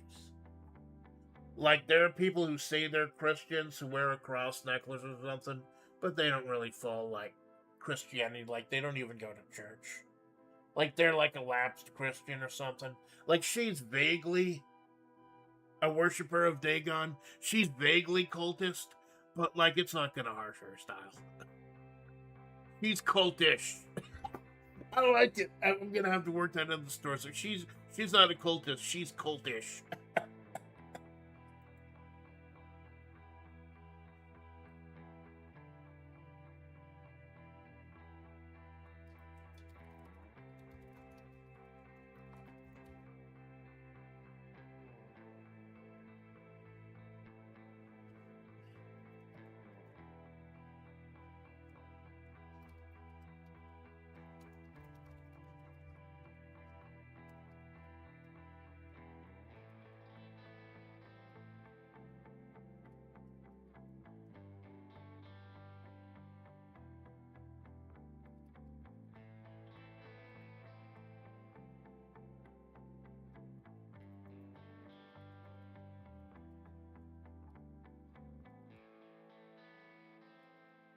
Cult fish, even. Exactly. Cult fish. I haven't determined whether or not the Mojave salmon hatchery is a front for the Deep One's invasion, or whether, like, it's like a legitimate business, but just run by fish. I think it'd be funnier if it was a legitimate business just run by fish. Like, why are the fish selling the fish? Why are the fish eating the fish? Why are they selling the fish for other fish? Shut the fuck up. They're the deep ones. How cool must it be a deep one, though? Like, you can just reach out and grab a fish while you're underwater and just eat it right there.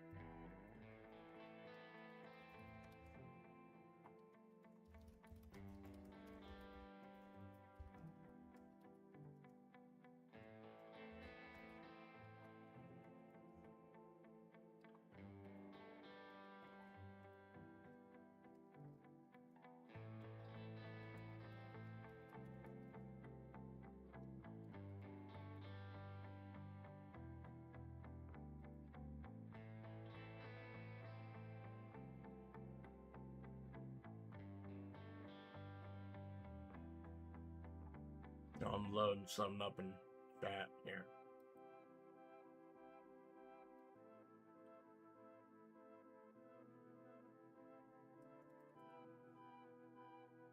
Oh no, that's the chat box.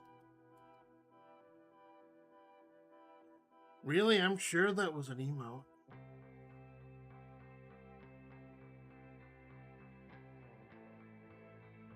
It can be a legit business, then also have the profit funding. Yeah, maybe Marina doesn't even know. I'm sure there was a emoji for it.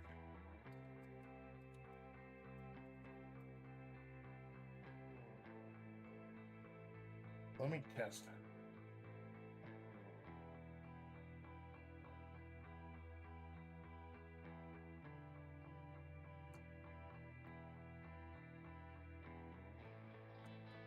Oh, that's bullshit.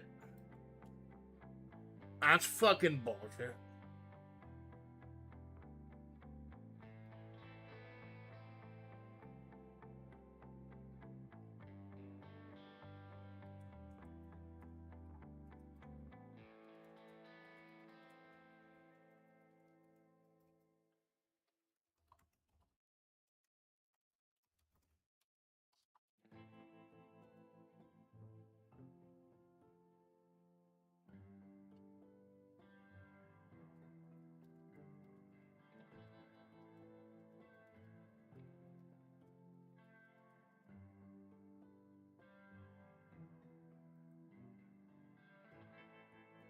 Is there another one here?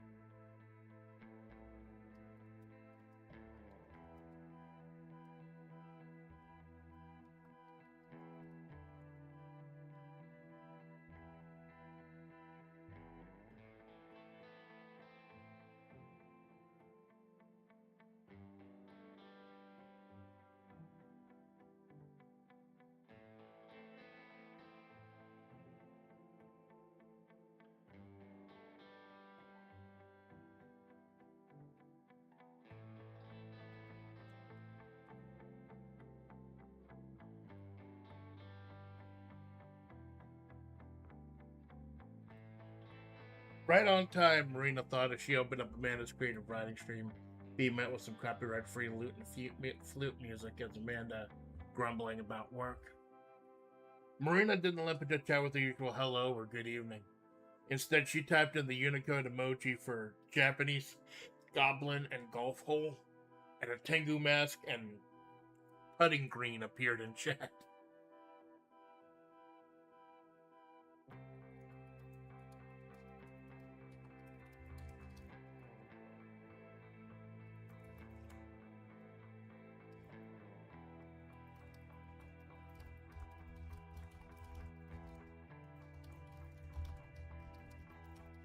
She was promptly timed out for 5 minutes, which is about as long as it took for her to stop laughing.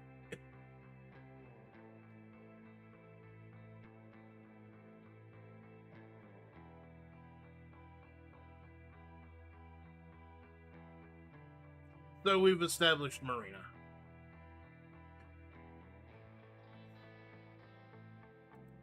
See if I can slide the picture over. Slide it behind the Tango.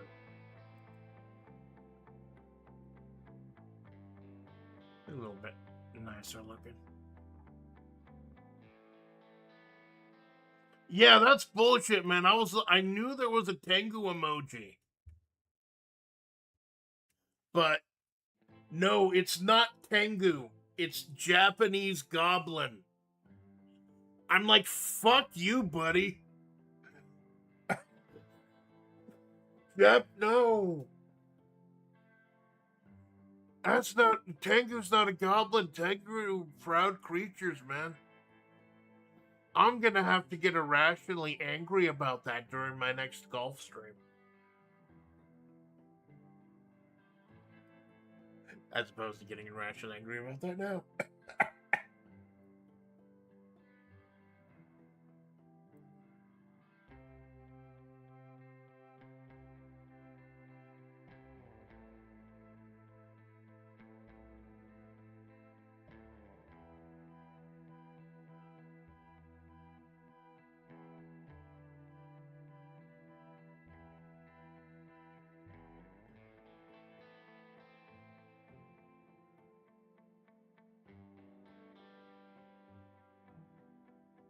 Okay, who to introduce next? That was going to be my plan, introduce all the characters through the stream. Watching the stream. Well, I brought up her deal with the Vegas stream. Might as well go ahead and... We've had Dual Greens make a few appearances before, but...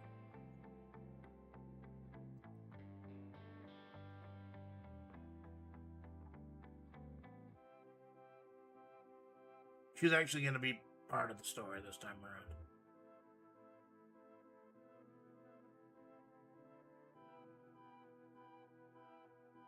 If I can... I'm sorry, I should have probably brought all these people up. All these images up before the stream. Oh god, the mayor. I cannot forget the mayor.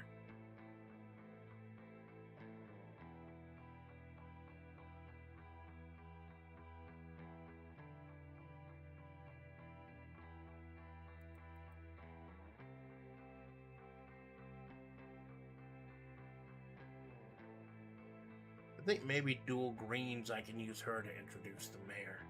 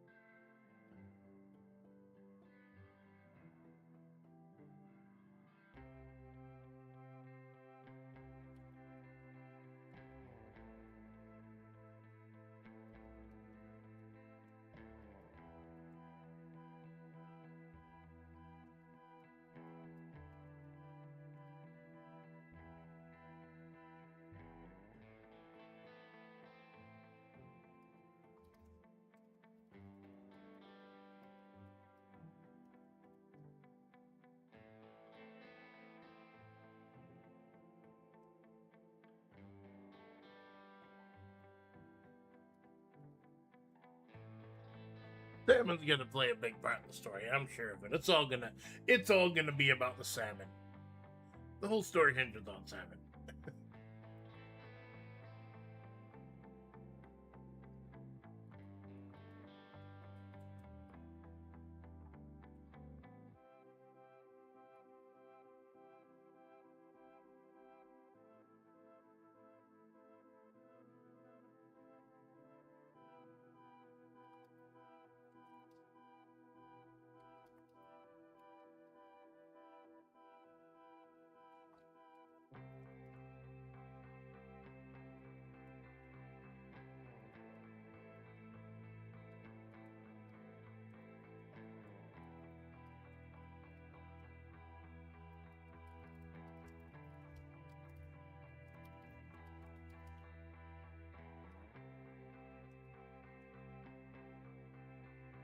Thankfully, they aren't red herrings. Yeah. Well, who knows? Maybe I've scattered one or two of those about. Devil was a pretty big red herring.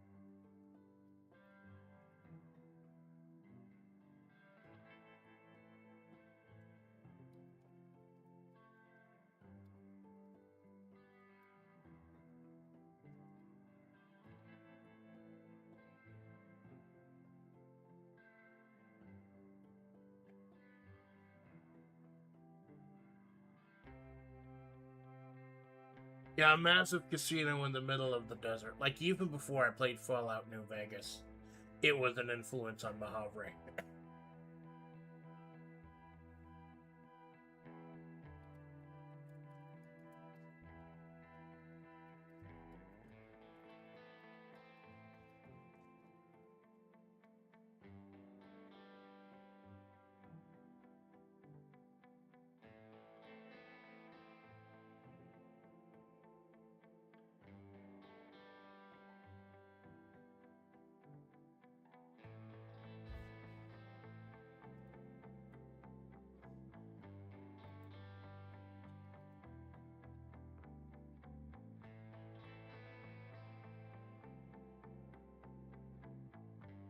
Everything's digital.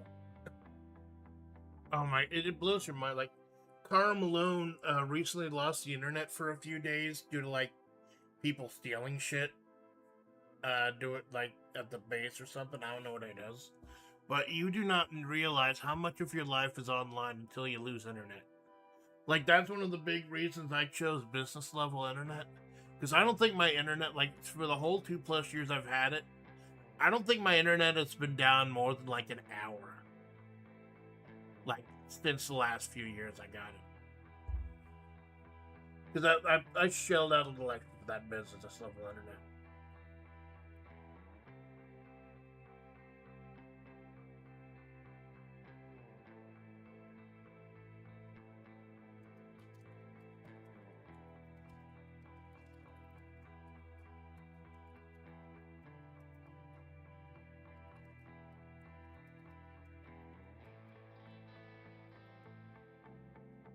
What goes into an appletini? I know, like, when I first heard the term appletini, I knew it was kind of a douchebag drink. Kind of a high-class drink.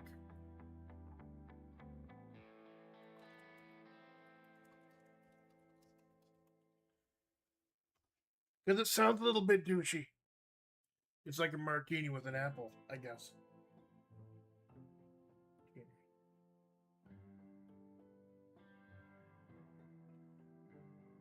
Vodka and sour apple schnapps or apples liqueur. To balance the intense sweetness of the apple component, most modern recipes include lemon juice and often apple juice or simple syrup. Vodka, apple flavoring, citrus, sweetener, and garnish.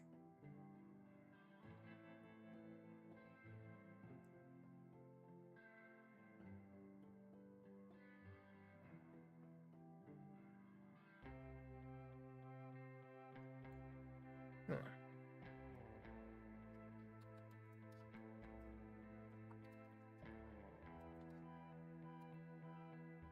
I think I might have an idea for a drink for Amanda.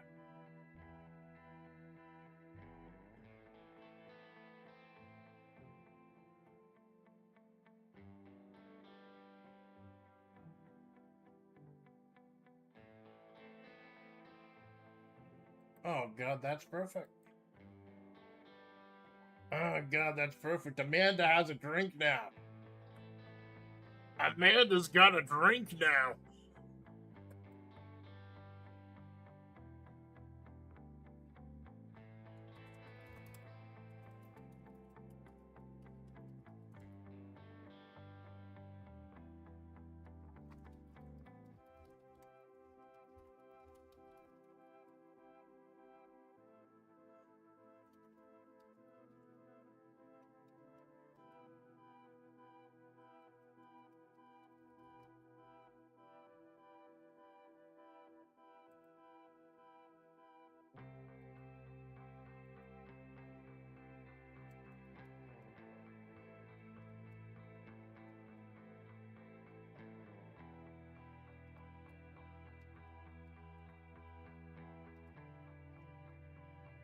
Visit our updated privacy.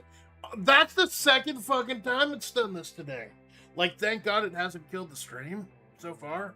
But I keep getting notifications from Dell. Hey, click this button here to learn about ethical use of AI in our. Like, no. I'm trying to talk about a big titty bunny girl on the internet. Shut the fuck up.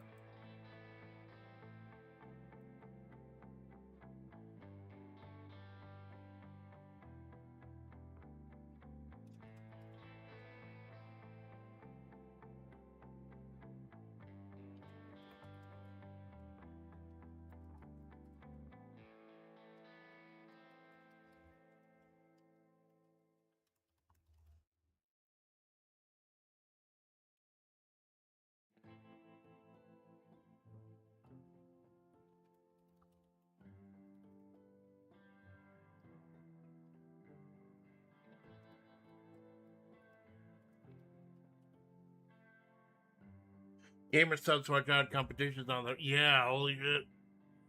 Get that. The powder and get your own waifu cup. Maybe one day I'll be on a waifu cup. Maybe I'll be your waifu some. No. I'm nobody's waifu.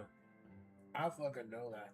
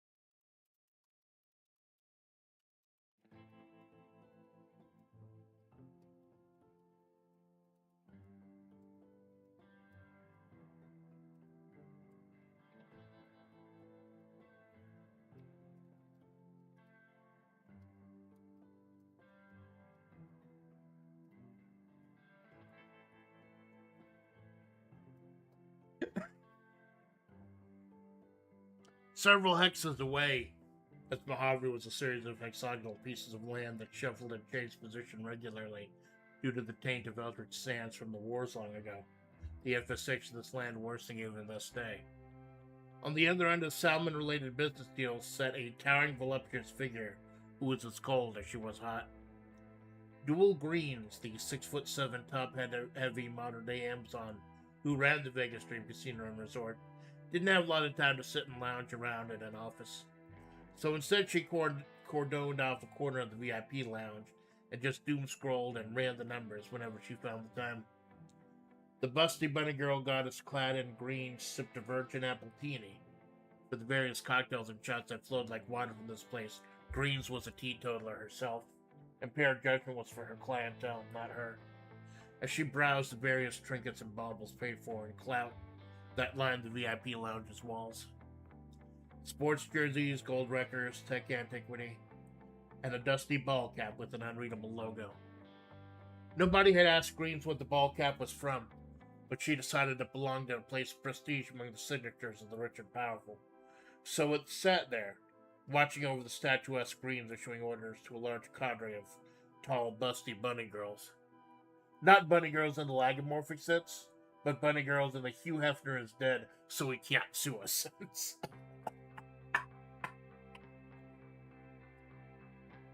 I wonder if the whole bunny girl look is. I wonder if it's a thing where the bunny girl thing is like so popular and so ubiquitous that they can't copyright it. Like you see them everywhere. Like Usagi-chan DQ, this old 90s anime, had a couple bunny girls as the main characters. And there's that one about the girl that nobody else can see or something, who wears the bunny girl outfit. It's so iconic. It's weird, like when a term becomes so ubiquitous, you can't copyright it. Like everyone calls facial tissue a Kleenex. Although a Kleenex is like an actual company name. And like a Coke. Like no matter what company makes it, even if it's not the Coca-Cola company, people will call it a Coke. That's why Nintendo back in the day was so adamant and so vehement about the old Nintendo, calling it a Nintendo Entertainment System and not just a Nintendo.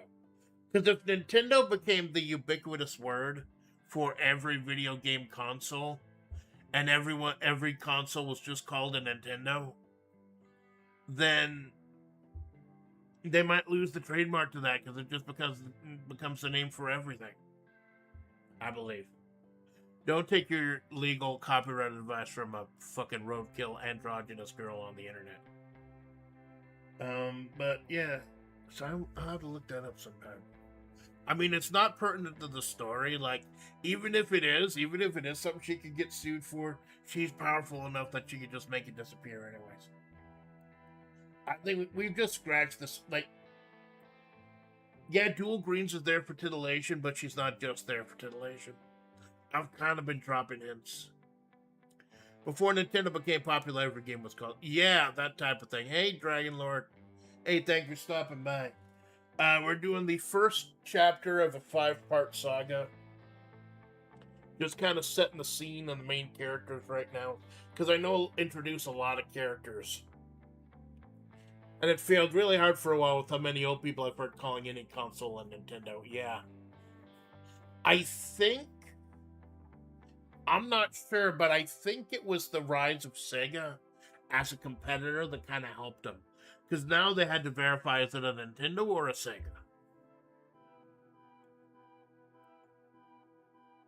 I was blessed enough to have both growing up, actually. I had both the Super Nintendo and the Sega Genesis. Like, we only had the Super Nintendo for the Nintendo exclusive games, like Mario World and Mario Paint and Yoshi. Everything else we got on the Genesis. Is there just some games that are so good it sells the system itself? Like, I think that's the way with the Switch also. Like, they wouldn't have sold as much of the Switch if it weren't for the fact that's the only way you can play like Mario Odyssey and Breath of the Wild and stuff, the exclusive, actual quality games is what drew people to it.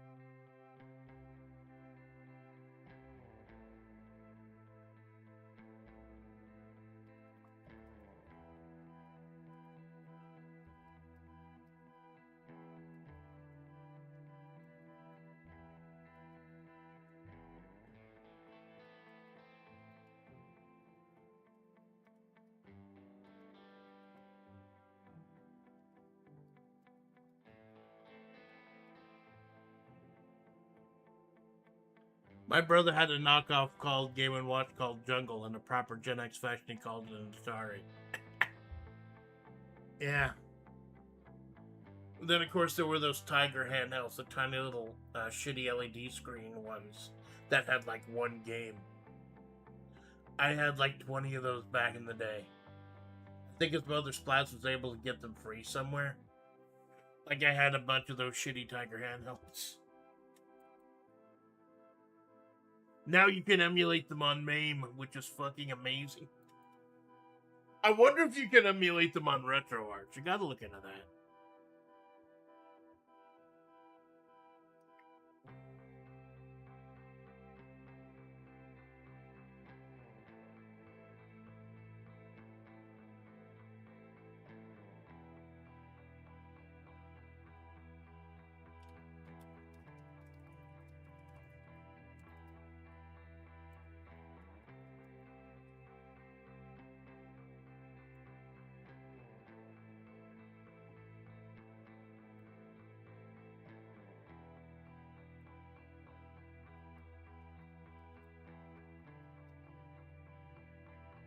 I don't know if I'll introduce her as a character or not, or if she'll just be here for this one scene, but I had an idea for a bartender character.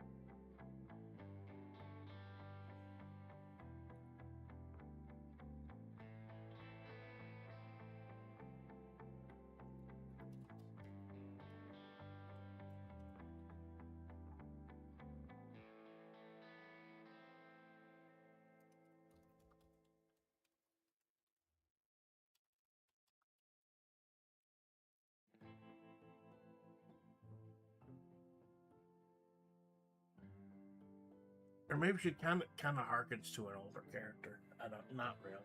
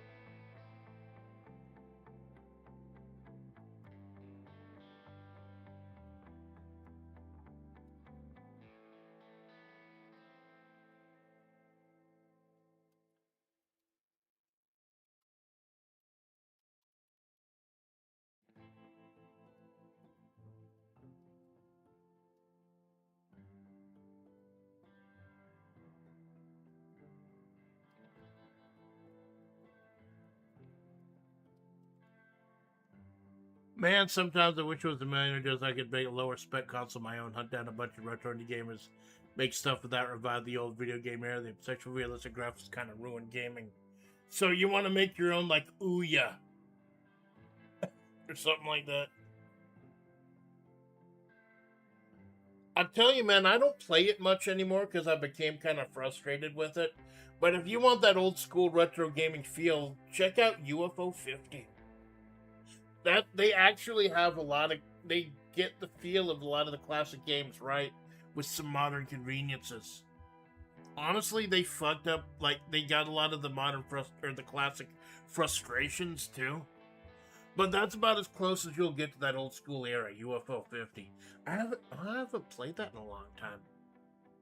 I don't think I could stick with it long enough to do a full playthrough. Like, I wanted to do Grimstone or whatever, the RPG in UFO 50, but I got super frustrated after the game glitched out and I had to completely redo another section. And I'm like, nah, fuck it. Like, that's why you see the unfinished playthrough of Grimstone in my, like, pre-records. It's because, like, the game crashed, I had to record, like, and then I found out, like, the whole boss fight I lost. Had to do that again, the whole side section. Like, no, fuck it. Way too much grinding, anyways. Find a picture of the same model my brother had. Nice. Well, in my case, more PSX here, not a scam like the Uyghur, however it was spelled. We'll leave it in Malone. Yeah, I'm currently, like, adrift right now. Like, I'm still working on making my own Discord server, but I don't know. Like, I get paranoid. Like, someone's gonna fuck it up and I don't have any mods or anything. But, like, I do think about, like, I want to do something that has to tie into the lore of Mahavre. Like, each area would be a location in the Mahavre project. You know, for now, I'm kind of slumming it on Malone's couch, so to speak.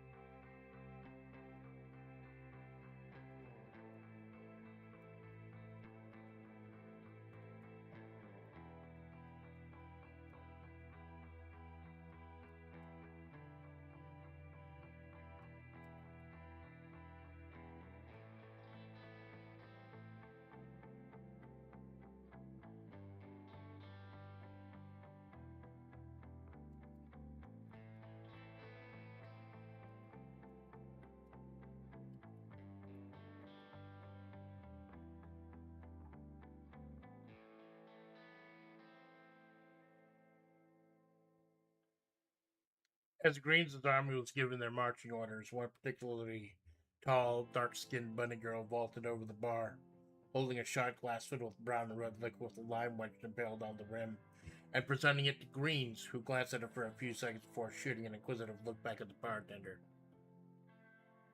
Cherry whiskey sour, the bartender stated in her deep baritone. You were looking for a drink to call the Splatts? She doesn't drink alcohol anymore, but her favorite flavor is cherry limeade, right? Greens nodded, taking the reminder to slide open one of the various smartphones she juggled throughout the day and open up the YouTube stream. Putting one earbud in, and listening to Amanda scream about golfing in the summer heat with a ceramic mask. I'll trust you to get the flavors right, Greens coldly replied. Aesthetically, it's very pleasing. It'll do. Green stood up, immediately towering over the bunny girl bartender, who bowed in reverence. Yes, ma'am. Although, and far be it from me to challenge your judgment, ma'am, but people have been banned for life for offenses far milder than what Amanda's been caught doing here, even after we told her to stop bringing the gun. Is this leniency a sign of mercy? Yeah, because Amanda's gotten away with some shit. She's pulled out the gun in the casino more than once.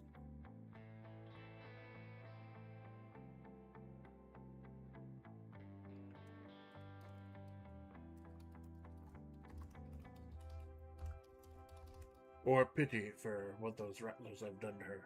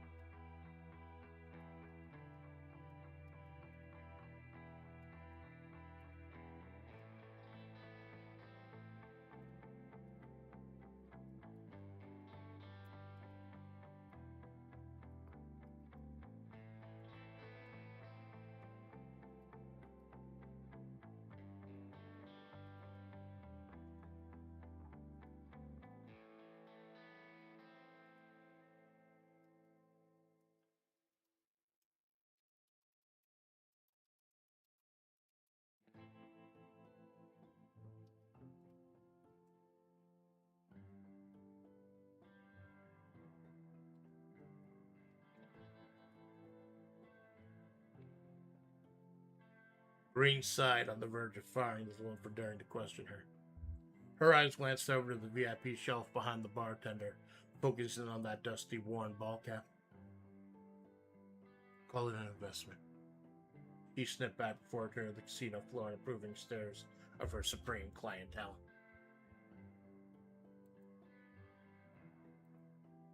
I'm gonna take a break in a little bit because I want to go long. Like I said, no afternoons.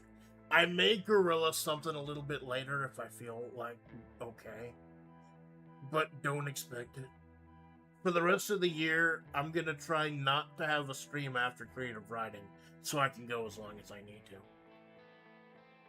Like, we may be seeing 6-hour streams again. And like I said, I'm sorry if anyone cannot stay for the whole thing, but I do always read the whole thing at the end, so you can catch up that way. So there's Amanda, Sandy, Marina, Greens, the Desert's Golf, Tengu. Who else? Oh, Takeen. This would be a perfect opportunity to reintroduce Takeen, since she was mostly missing from the...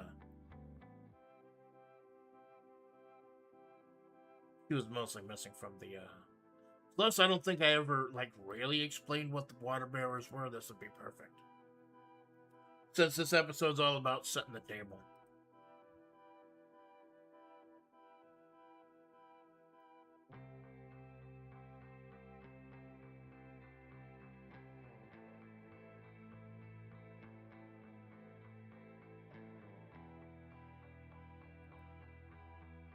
And we might have to look up. I think we might have to go ahead and do the president too. They're the mayor of Mahavre. I'll have to look up what her full name was.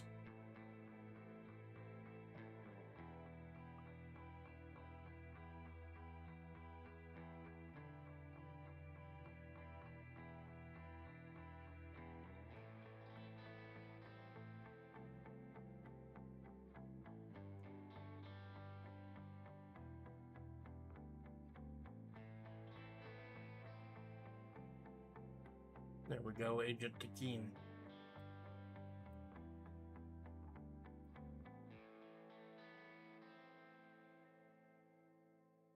The water bearers.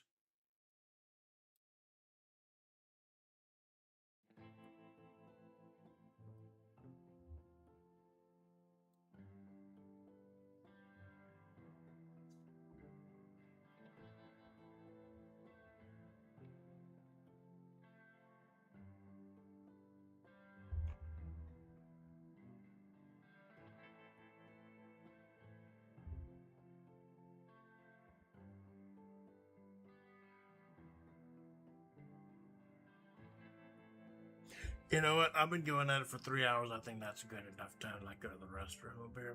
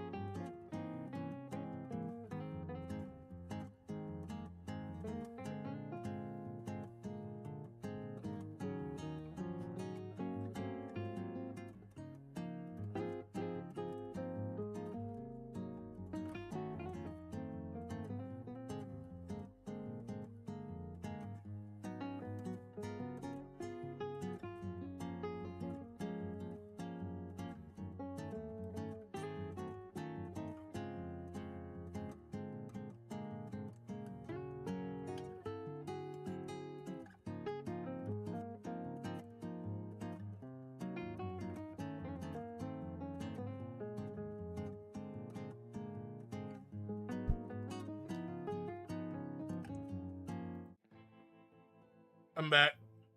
Sorry about that.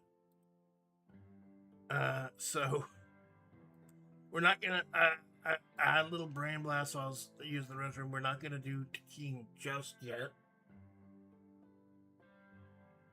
Welcome back, thank you, Jinx. We're gonna focus on another character.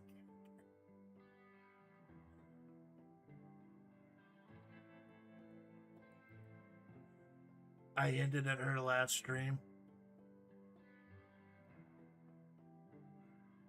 And y'all convinced. I thought it was just a stupid fucking idea. Y'all convinced me to make her real.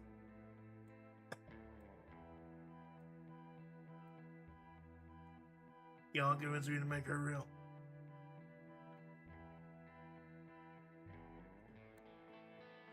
Seto Kaicho.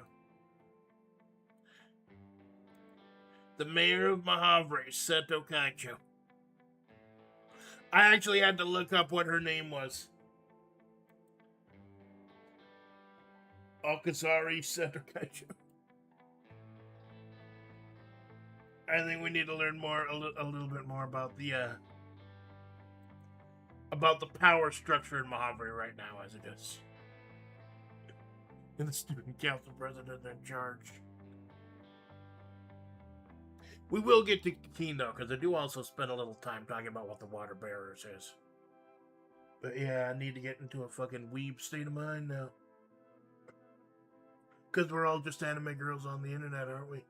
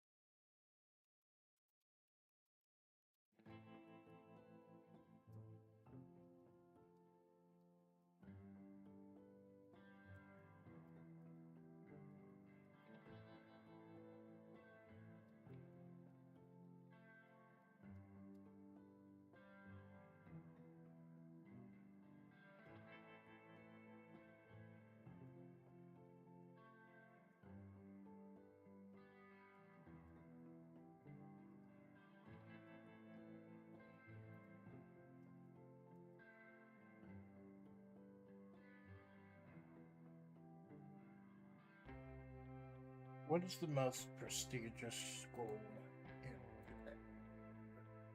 I want to give her some bona fides.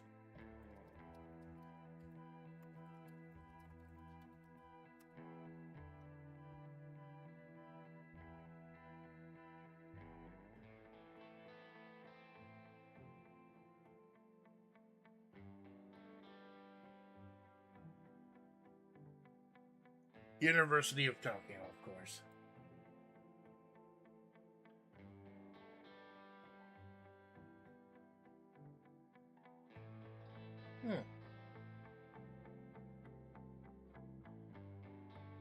For private universities, Waseda University and Keio University are the most elite, with Waseda often cited as the top private institution for political science, economics, and law.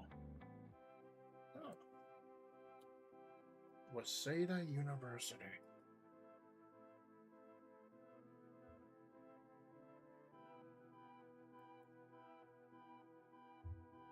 You see, I learned shit doing this. It's a small detail of a third level character or a third tier character, but I learned stuff too. Sorry to interrupt, but only a fraction of readers will see this. Well, guess what? I'm not one of them.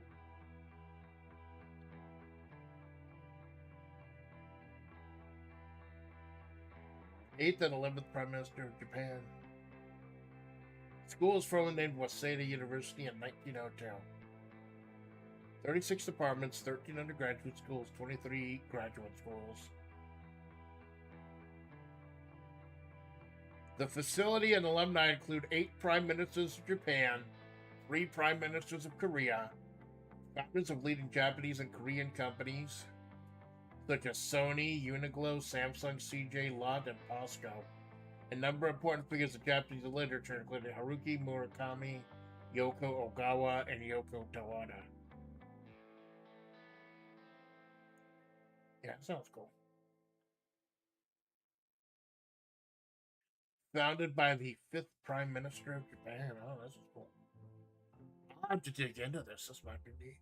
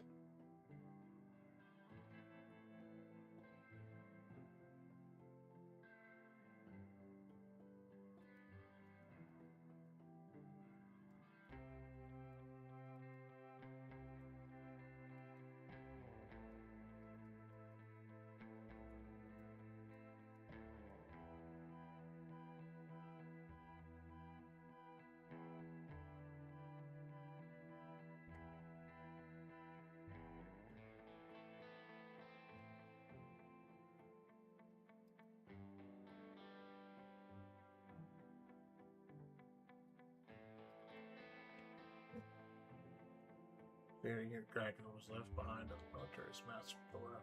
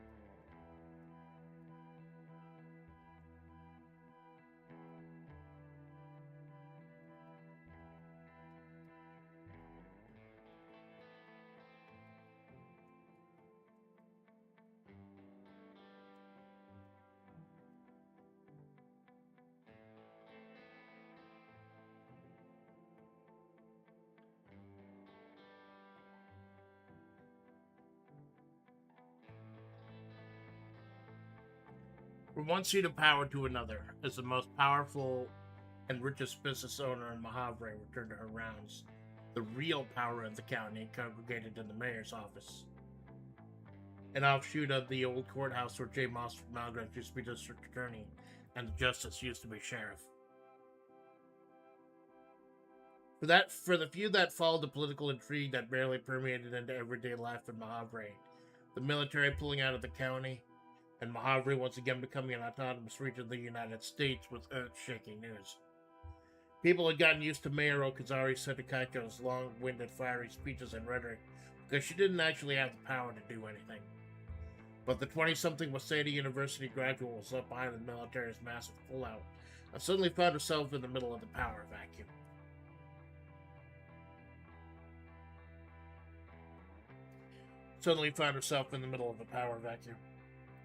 The former student council president for all 3 years of high school voted in nearly unanimously, except for that one snooty girl with the glasses that never really liked her, and anyway, she was transferred to another school later that year, so she doesn't count, so technically the vote was unanimous.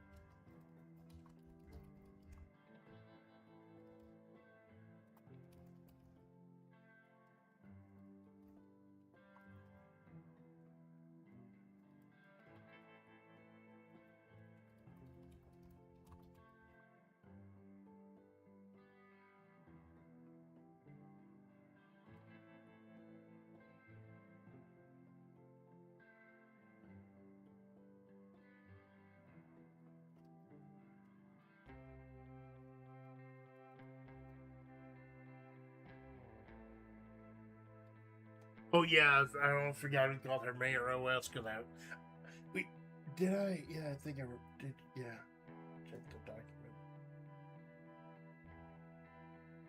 Yeah, I called her Mayor OS because I knew there was no way I was going to remember that fucking name.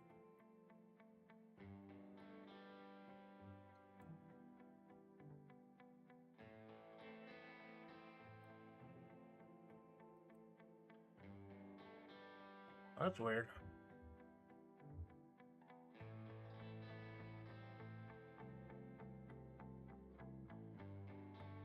Huh.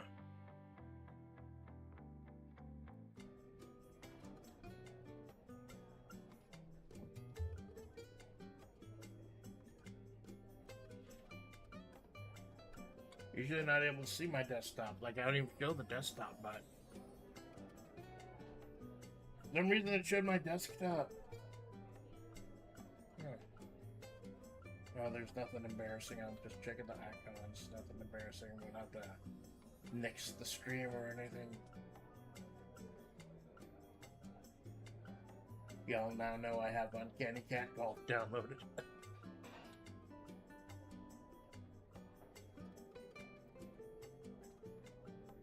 That was weird. I think that happened previously. It may happen when I like minimize a window or something. Hey, let me try minimizing the window now. So here's what you normally see when I minimize my window. It's just an image of that desert from an image of Route 22. I don't have showing my desktop, but when Office glitched out, you saw my desktop, which was weird. I don't know why it did that.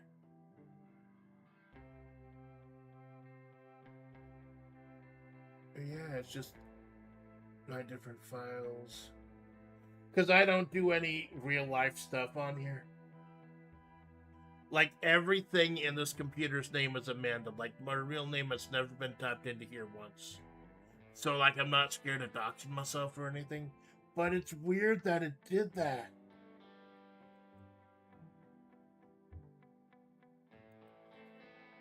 You see, I still got the folder for my Sora 2 experiments. I'm thinking of uploading them here and there, like maybe as shorts, just to reintroduce some of the characters of the project.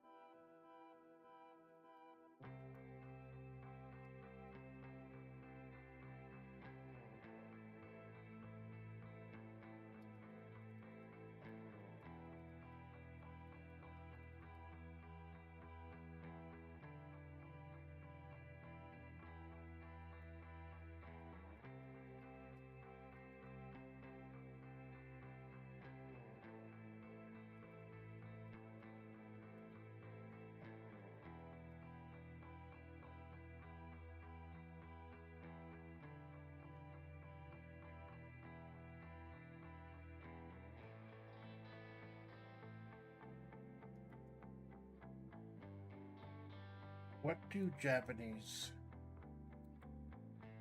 Because she's like mentally stunted. She like emotionally never got past her high school glory days, even though she's graduated from Waseda University.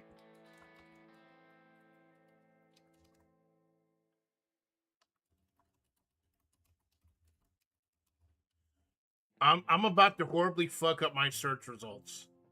What do Japanese school children do for fun?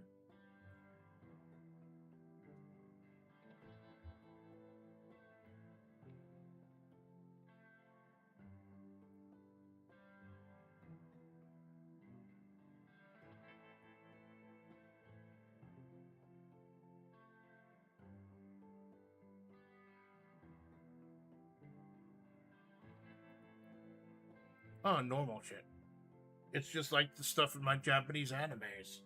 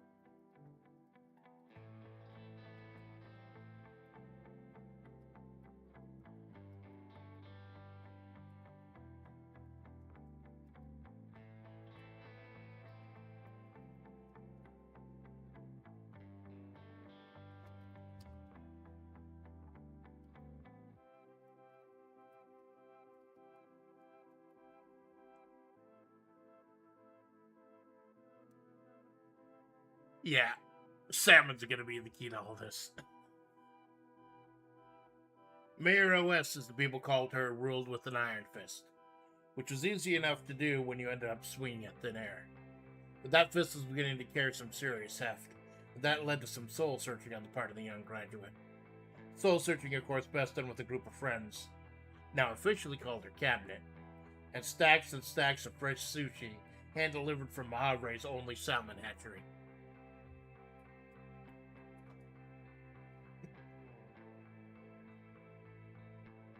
I don't know, might not get time to touch on Alpha Splats. Like I said, it'd go as long as possible for these ones, because like we're gonna be trying to wrap up a massive part of the story by the end of the year.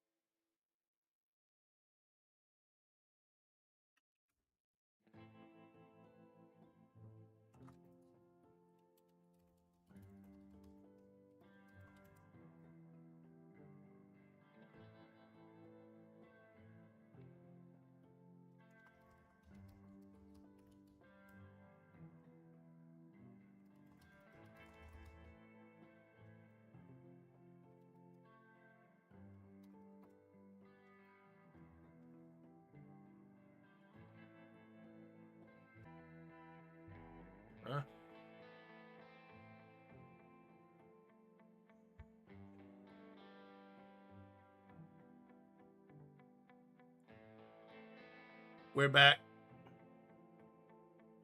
Oh, for fuck's sake, we're back, thank God. I was scared that this was gonna happen, but it resolved itself. If any of y'all watched me play Super Battle Golf during a gorilla a few days ago, or my last Fallout stream, when OBS disconnected like that, it didn't come back. And I had to force close OBS, then open it again, and restart the stream to keep the stream going. Luckily, this time it restarted on its own. I was terrified. I was getting ready to shut OBS down and restart it all over again.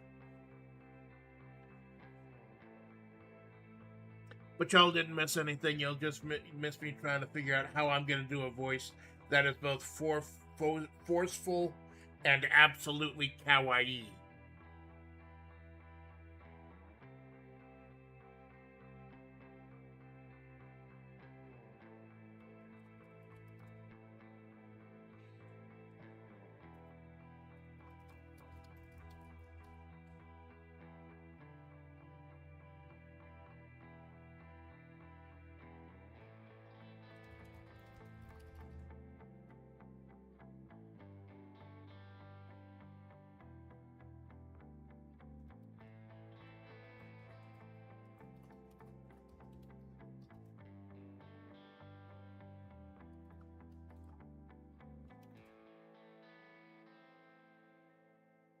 Just channeled gold chip. No need to correct that, Jinx. You got it right the first time. You got it right the first time, baby. Well, you want me to drop kick my computer through the wall? Damn touchscreen buttons, yeah. No, for once you were right. And if you think that's good, just wait till you see what Goldchip's gonna do next week.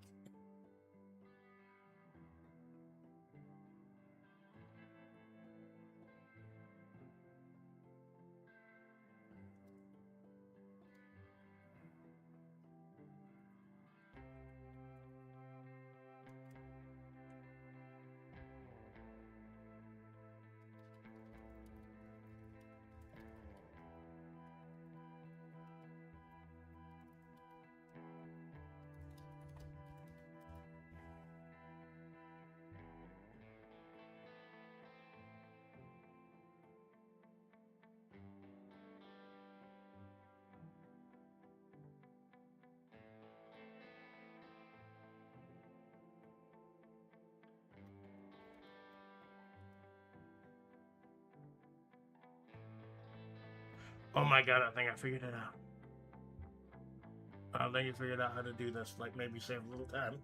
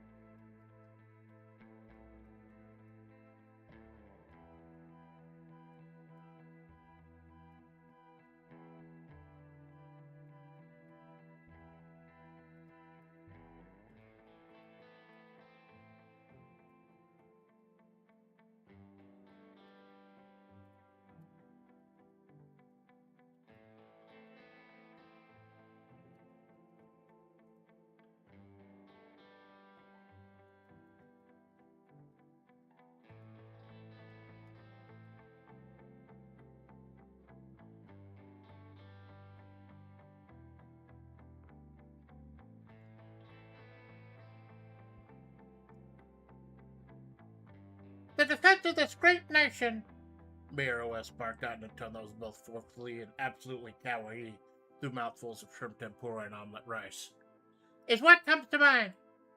These things on the outer perimeter are getting bolder. One life lost to them is still one life too many. The people of Mahavre are my number one priority. So how many of you do you think would survive if I called in an orbital strike? Like, right now. Like, drop a big old tungsten rod right in the middle of that weird, creepy cave that always ends up at the center of the map every time the hexes were shuffled. Ever since I found out what an orbital strike is, I've become obsessed with them. Like, just drop a big old brick of tungsten onto the Earth from space. Oh, who the fuck came up with that?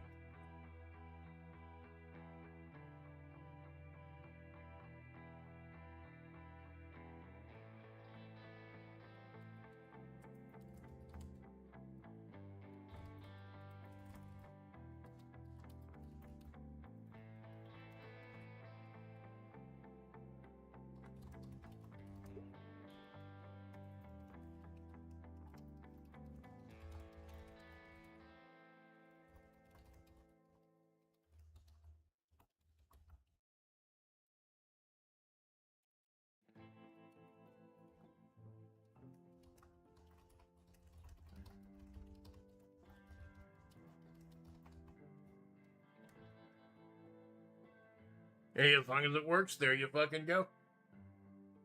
There you fucking go. Do we get the tungsten back?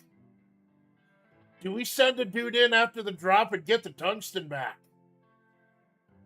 Fuck, this is gonna bug me. I mean, I know we're already like 4 hours in, but this is gonna bug me if I don't know. After an orbital strike, what do they do with the tungsten rod?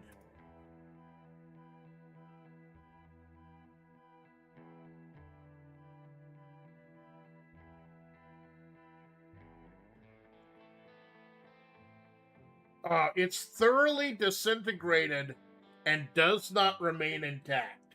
The immense kinetic energy and friction upon impact and reentry causes the rod to vaporize or melt completely. There's no physical rod left to recover. Only tungsten residue or vaporized metal may remain at the impact site. The rod's mass and kinetic energy are converted into heat, shock waves, and crater formation, obliterating the projectile itself. Oh, that's no fun. That's no fun. You don't get a little souvenir after you nuke a complete, like, a continent. That's no fun.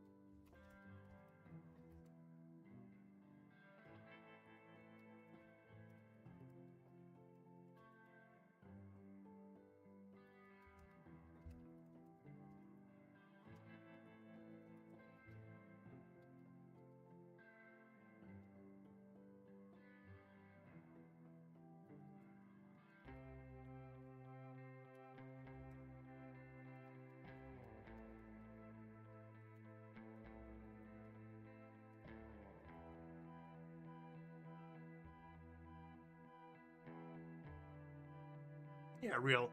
I dropped protection off the space, all I got was this crappy t-shirt moment. Exactly, man. You just walk away with residue and a postcard to show your grandma.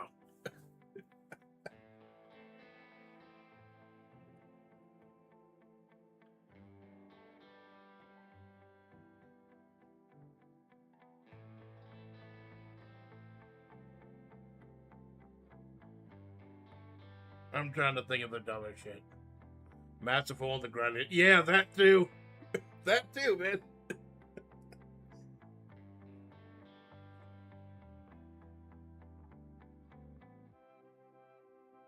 You do it for democracy, though, baby.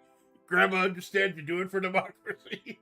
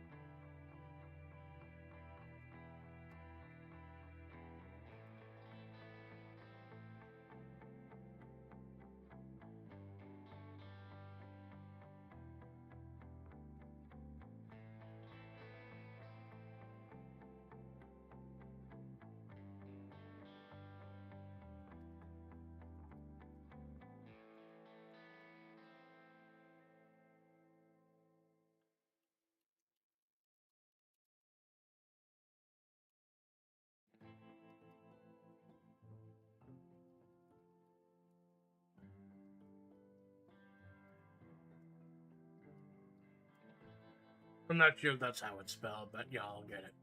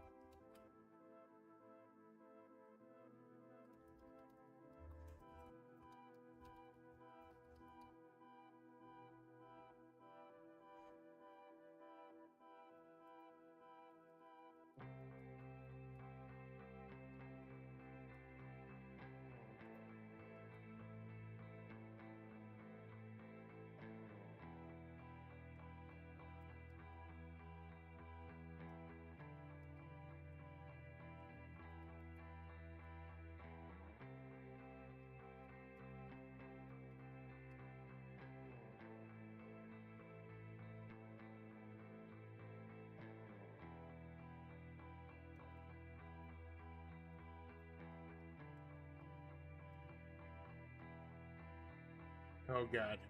Oh dear god. Unlike the cabinets of most dictators, her old friends weren't afraid to speak their minds or offer different opinions. Yes, Mayor OS usually did what she wanted anyways, but still. It's gonna be awfully hard to drop Tungsten Senpai off of a weather balloon. We don't have access to military hardware anymore, remember? Yeah, I'm working on that, Mayor OS barked back. I put a call into my ex-girlfriend. You remember, we kissed under that cherry blossom tree that one time with all kids confessed their love at the end of their senior years? The faded tree, you know the one. I forget her name at the moment. It'll come to me. But until I get back from her, can we just do what they did last time? It's possible, another cabinet member piped up. Decades ago, the Red Desert Army crafted weapons designed to fight the Eldritch Rot. And the overwhelming power of the American military helped drive back the rest. Both of the figures responsible, General Beauregard Bud Hasselpfeffer and Agent Juliet Ramiro, had since left Mojave. Do you think maybe they sensed the storm brewing? Mayor OS stood up, overturning her plate of omurice in the process, standing clad in a red sailor fuku/dictator's robes, something M. Bison would wear if he had to run out of Shadaloo with a piece of toast hanging out of his mouth.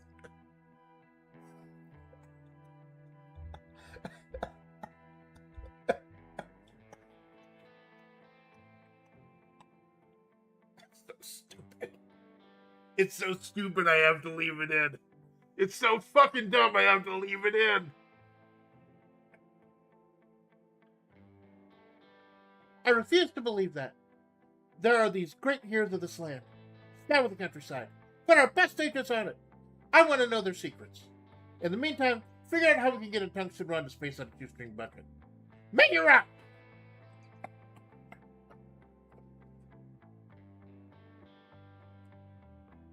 String of words to whatever expected. There you fucking go, man.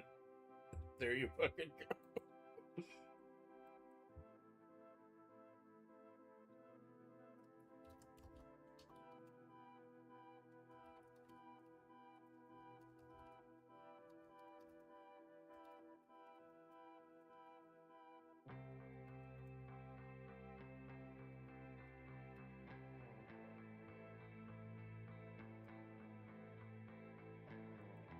What's the name of that? The tokusatsu. I think it has the thing that Hima does.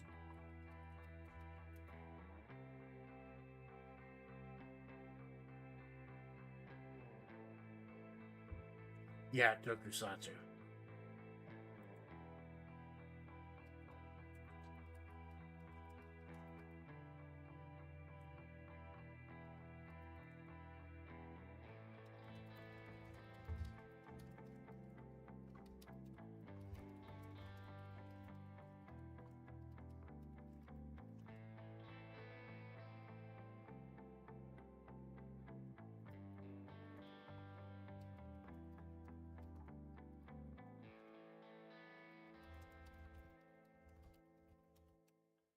The cabinet all stood and applauded as Mayor OS in a fierce tokusatsu pose, before pouring out of the office to completely ignore her orders and do what they were going to do anyways.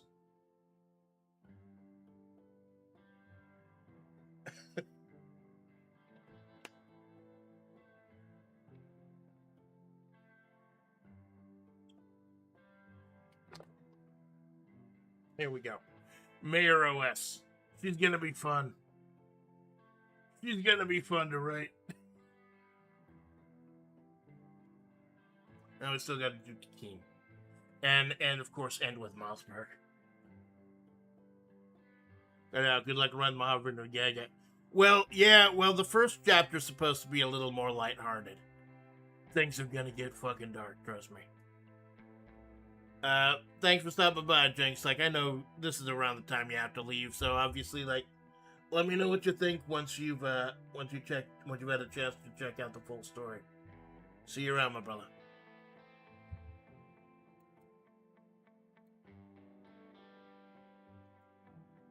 Alright, so we got,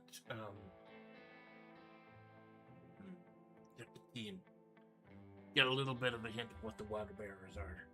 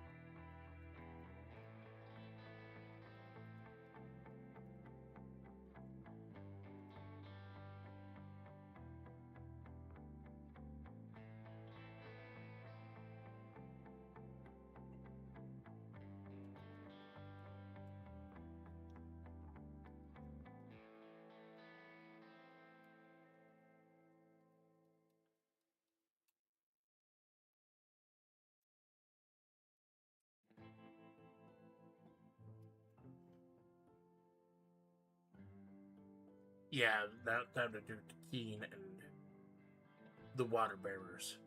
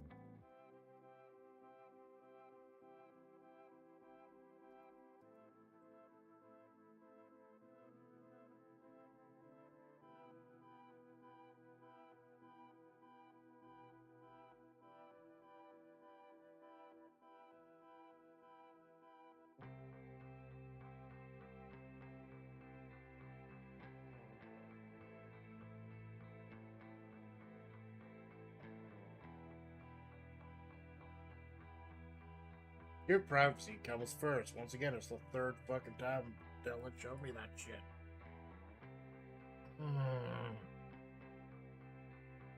Gonna keep popping up till I either agree to it or tell it to fuck off.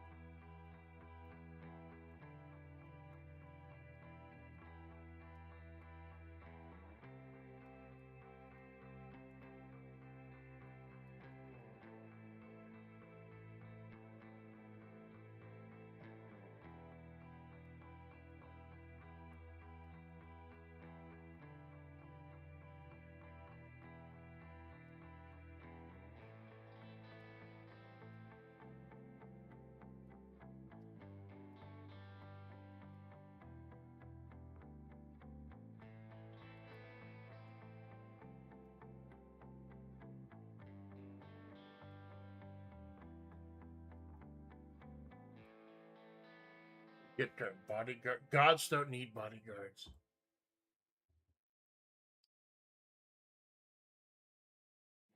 I hadn't thought about a whole lot about Keen's life back of the Eldritch Rot and everything. Back before she was fast forwarded to this realm. I hadn't thought a whole lot about it. I think maybe this might be a good opportunity to follow up on that.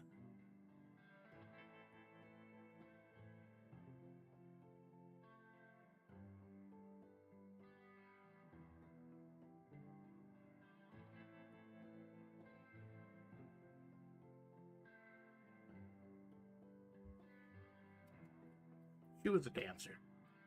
That'll explain her physique and like the martial arts stuff. She used to be a dancer.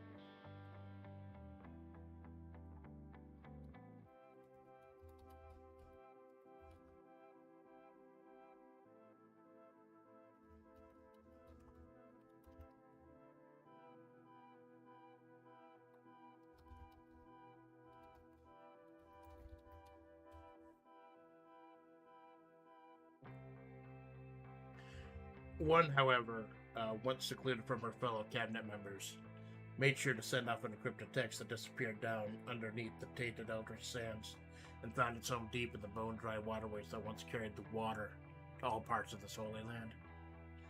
Agent Takeen, a proud Seminole Native American who had come to Mojave ages ago seeking purpose in life and finding it communing with the gods that once walked here, sat cross-legged on the ground in the middle of a man-made ditch. In better days, the water had once cleansed and purified the land would flow through her. Only most of the people fighting to bring Mojave back to prominence. How you spell prominence, I guess. Prominence.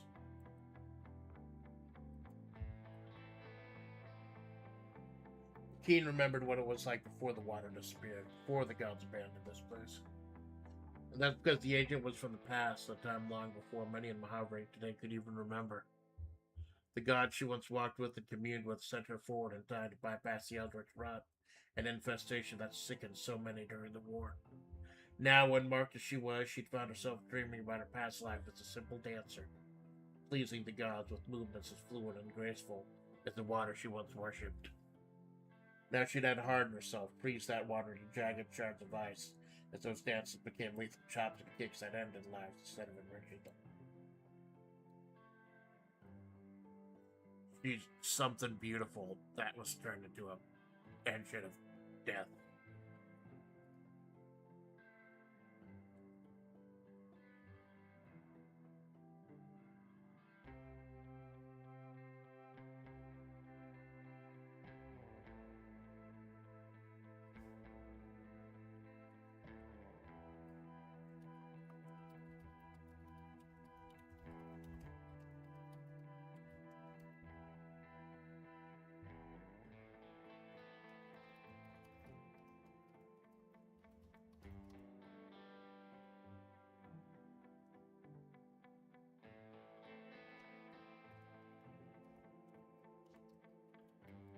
Why am I wearing my headphones? There's no sound coming through. I don't know why I put my fucking headphones back. I've been wearing my headphones for like the last hour or so. There's literally no sound coming out.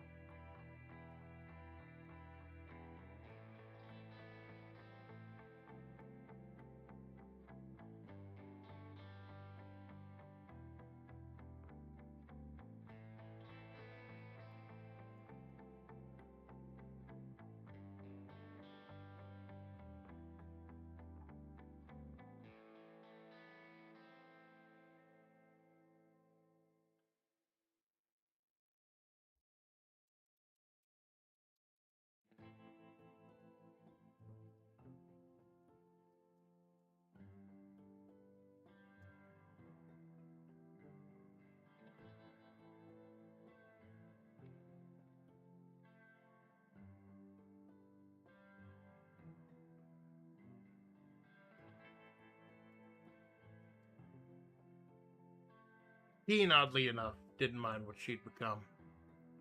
All the lives she'd had to take didn't truly register to her. They were targets to be neutralized.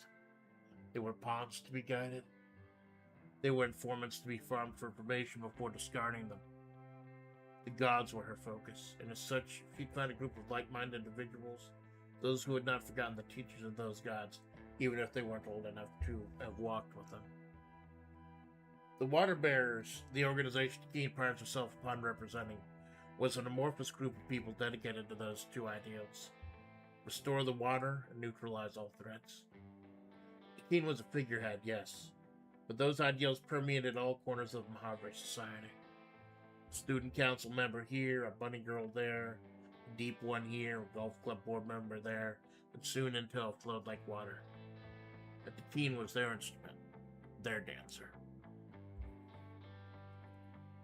So yeah, they're like, I kind of built initially the Water Bearers up to be like MI6 or something, like whatever thing James Bond was a part of, because she's kind of like James Bond, or she's more like John Wick, I guess. But no, it's just like a secret society in all aspects of Mojave. And she's the one so that's how she fucking knows everything. Because there are water bearers everywhere. Just like I'm sure there are cultists everywhere. Just like I'm sure Dual Greens has informants everywhere. Everyone's fingers are in everyone's pies.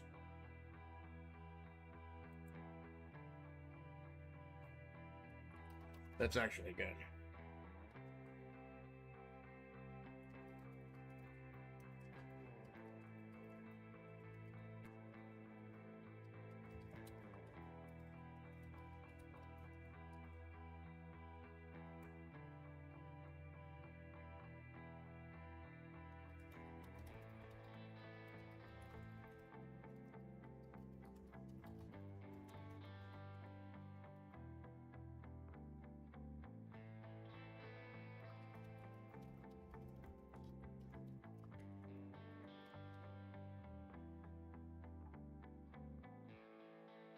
Between the Water Bears, the Mojave Student Council, and the Vegas Stream, everyone had their fingers in everyone else's pies as much as they refused to admit it. There's some shit going on at the top. It doesn't usually affect Amanda, but it's going to start affecting her. There's a lot of shit going on at the top.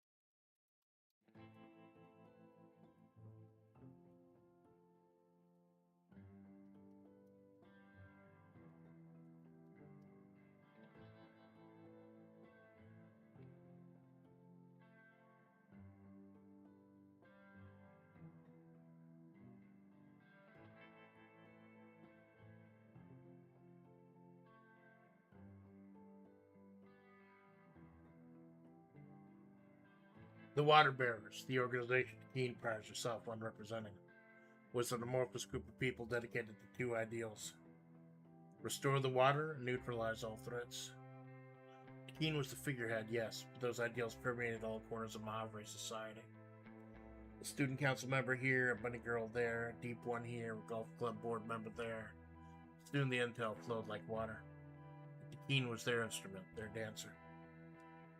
Between the Water Bearers, the Mahavre Student Council, and the Vegas Dream, everyone had their fingers in everyone else's pies as much as they refused to admit it. The aquamarine-haired agent scrolled down the messages on her various contacts, committing them all to memory before erasing them from her existence.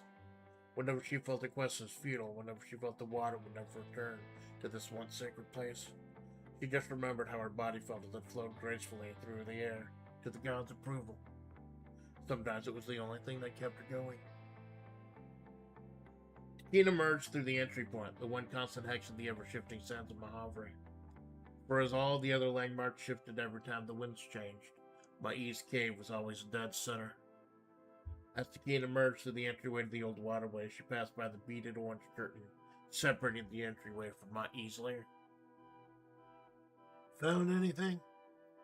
Keen heard Ma'i rasp out from that old red leather couch. She didn't reply. She never did. She simply got into her Aston Martin and peeled herself off into the night. Peeled off into the night.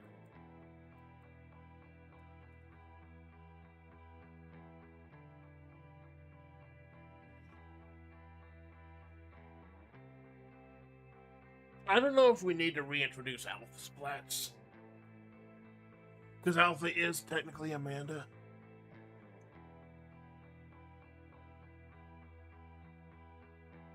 It's 11:30 already. I've been doing this for like 4.5 hours. I booked out like 6 hours for this. Like, no matter what I'm doing, like 6 hours is my limit.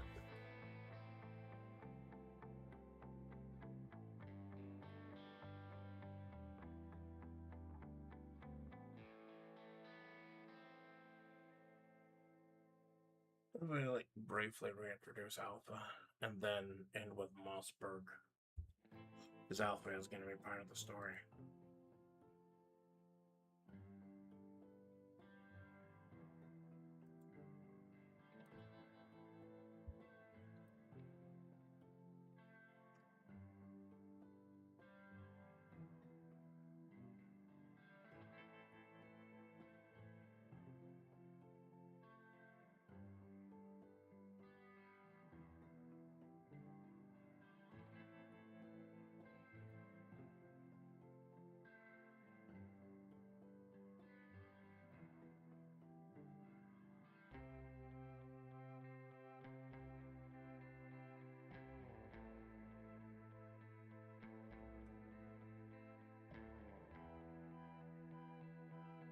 You can find the image.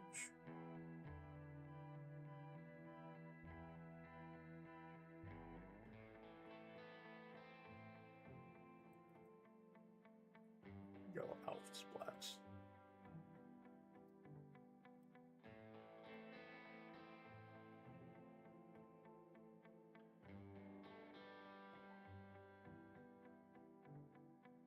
On the other side of us.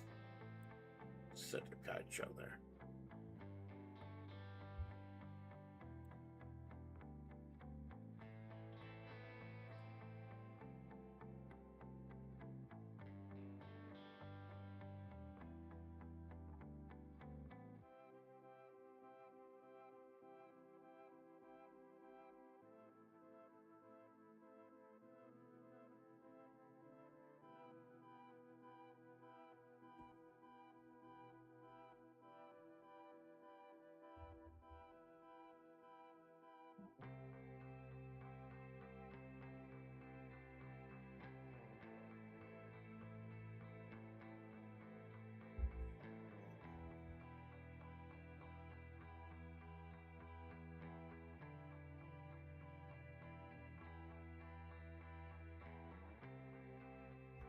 You know what, I don't think I need, like, maybe I'll briefly touch on Alpha, but I think it's time to go ahead and introduce Mossberg. We've got the main players of this story right now.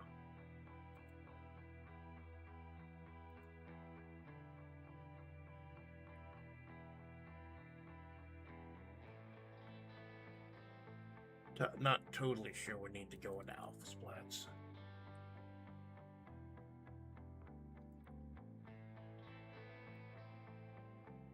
There's Mossberg.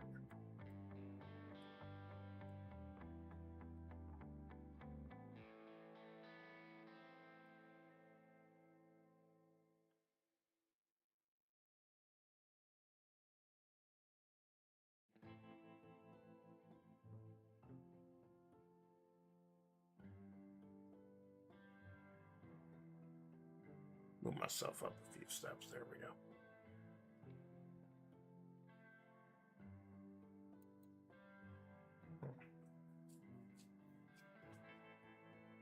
I don't think I'm gonna be done in 6 hours, but like I said, this is why for the rest of the year I'm not scheduling an afternoon stream after writing, because I'm gonna go long with this.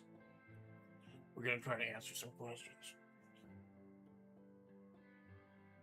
The other thing I'll briefly touch on alpha.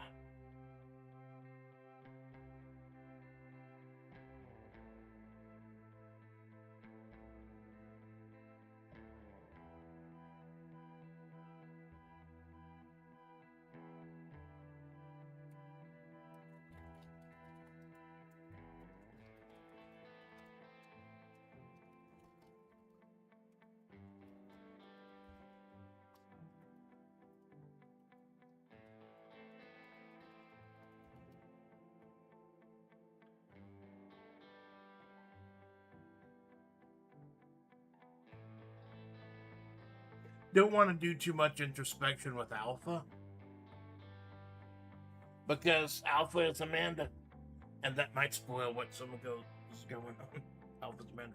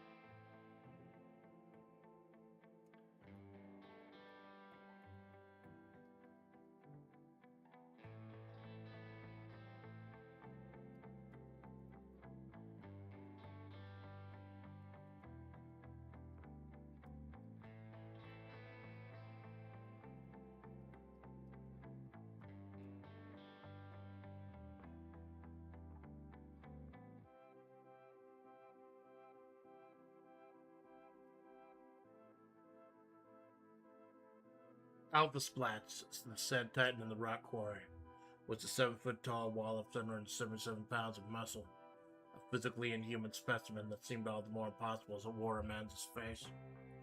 And yes, at this time of night, the muscle-bound behemoth would normally have been deep asleep, but the last few days have been sleepless for the hulking titan, who made passing acquaintances with their past self.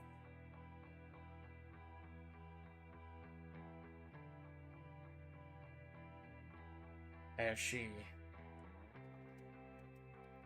she sat with unease against the obliterated boulders that were now her play toys.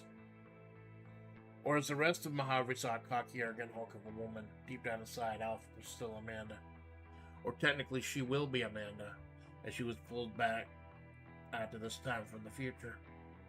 And as such, Amanda herself felt these days her time was limited. The event was coming. The event that would eventually lead to her closing this time loop, to making her past and future reality in a place where the flow of time was bent and broken by the Eldritch War. Time and space itself flowed differently here, although due to her efforts that was slowly starting to change.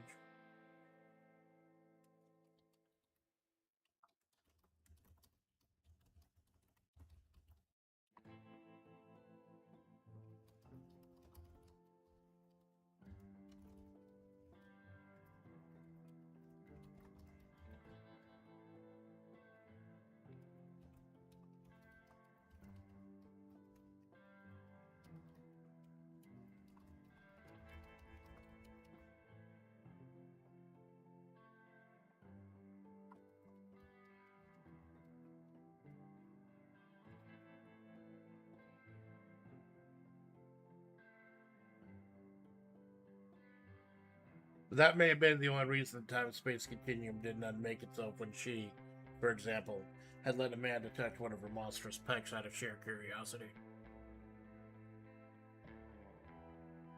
Yeah, that'll explain, like, the whole, like, if anyone's watched Back to the Future, you're not supposed to contact your past, or, like, spoiler alert for Southland Tales, contacting your past self or your future self.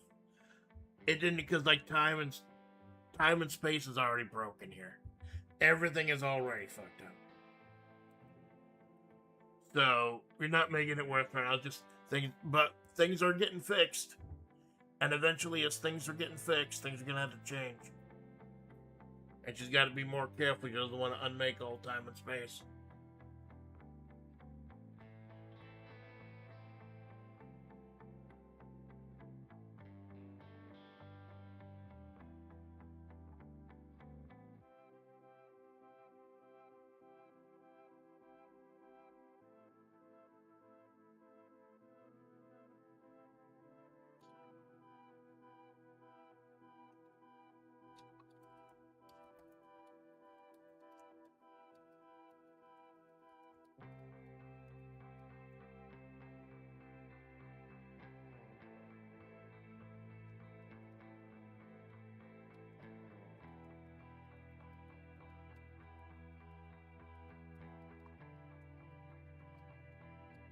I guess we are digging a little bit into sci-fi here.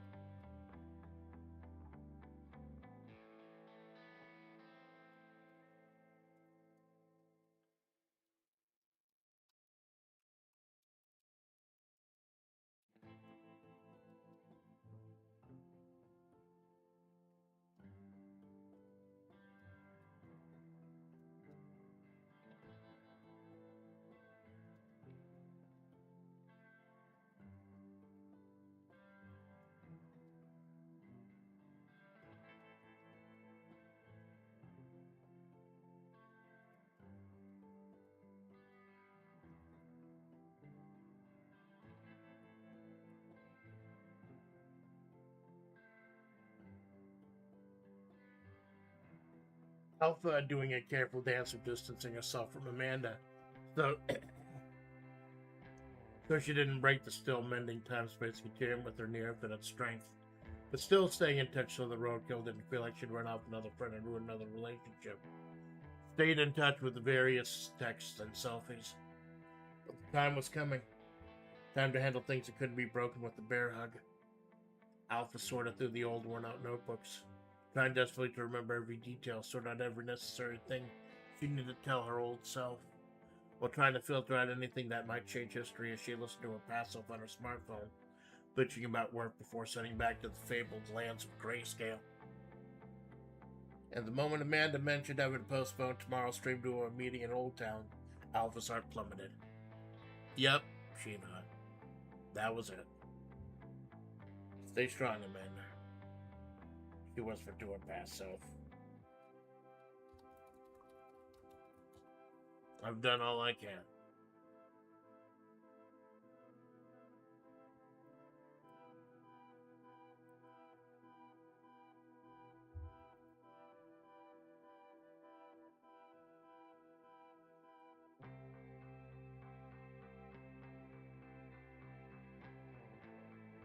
Yeah, there's Mai, Amanda, Desert's Golf Tengu, Marina O'Bradon, Dual Greens, Agent Takeen, Setikaicho, Alpha.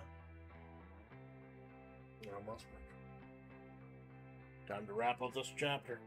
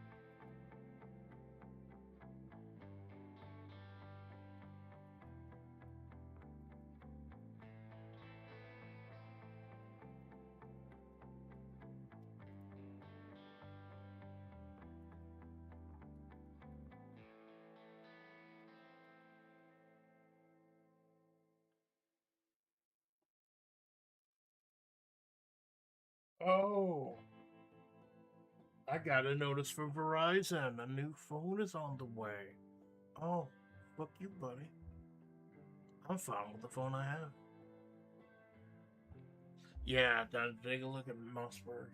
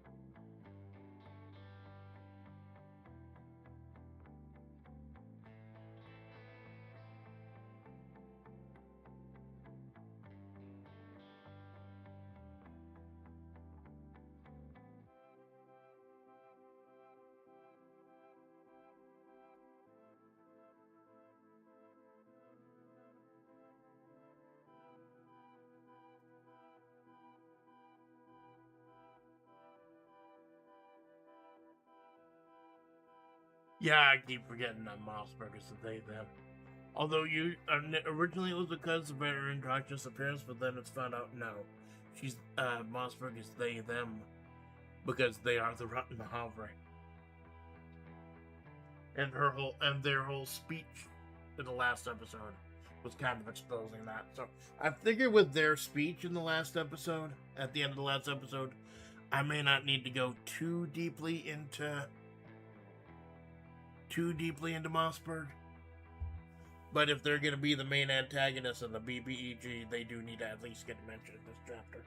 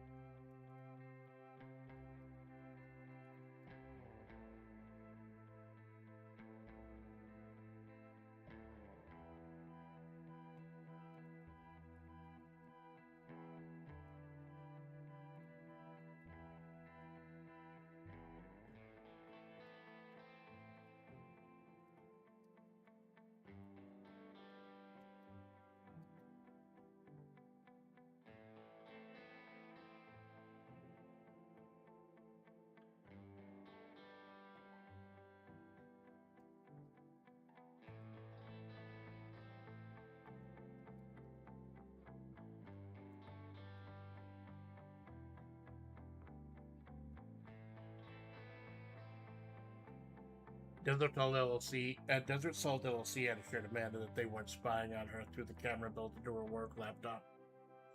But Desert Salt LLC had lied to her countless times before.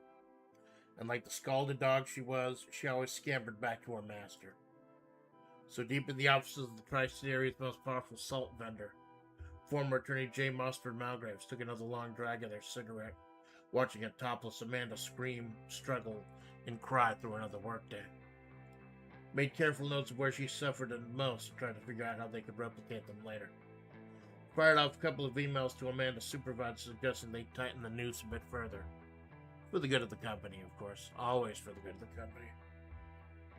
Mossberg, chewing down on a steak made of the kind of meat you can't find in stores, kept a close eye on Amanda, the woman who was now Easter in charge.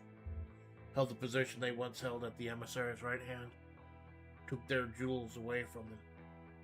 They were sure Mahi hadn't sensed the rot, the eldritch taint. Which, not with which.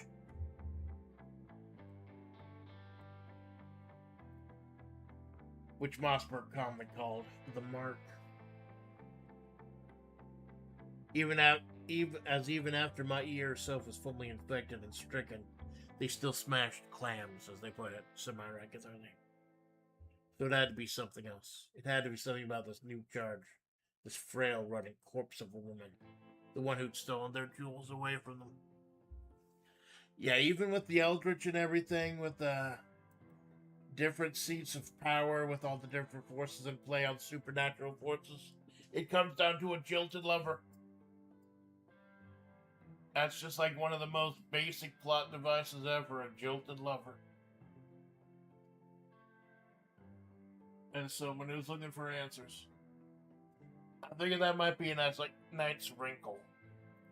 Just like kind of bringing it back around.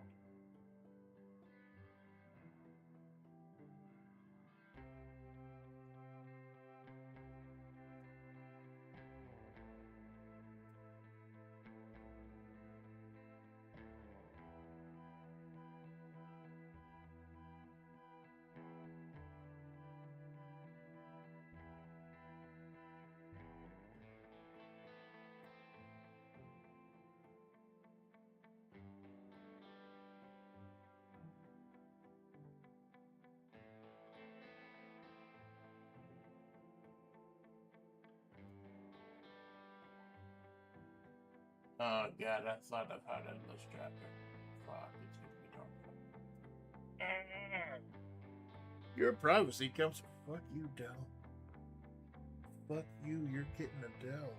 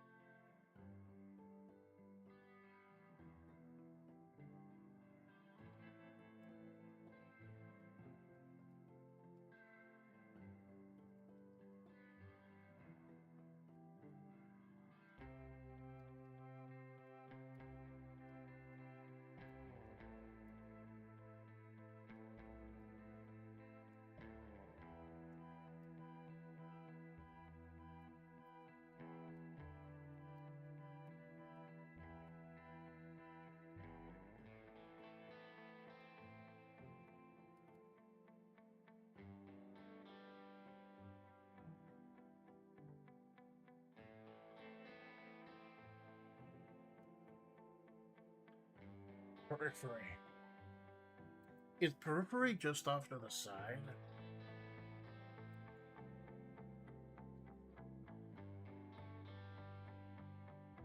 Gonna be underneath also.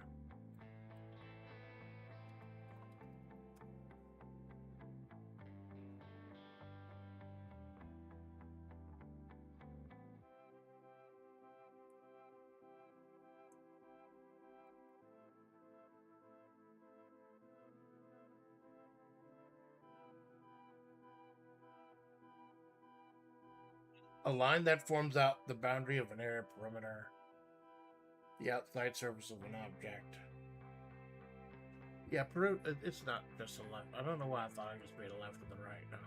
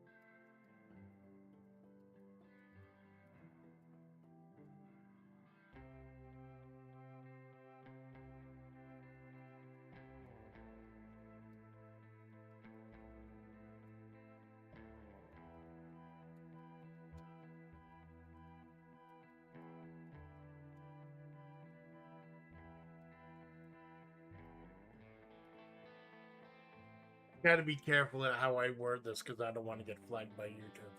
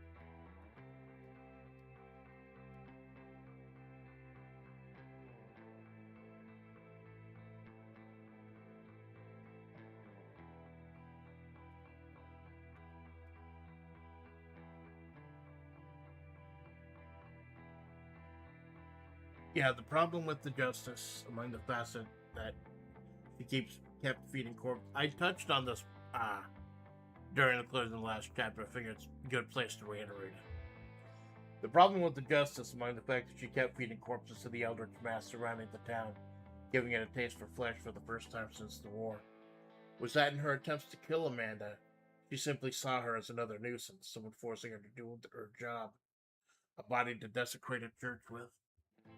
Mossberg's disgust with Amanda ran far deeper. Deeper than the sewers, deeper than the holy tunnels that once nourished this land with the water. As deep as the morass of souls far beneath the country's lower periphery. The one who'd ruined all their plans and stolen their jewels merely by existing. You're just referring back to the whole thing at the beginning of the story with Amanda's soul dipping into that morass. For Jules, it wasn't going to be enough to kill Amanda and send that desperate morass of souls back to where it came from. For the former attorney in Mojave County, the only true justice will be making Amanda do the deed herself. But that trial will begin tomorrow, bright and early, where Mossberg did all of their best work. The old courthouse.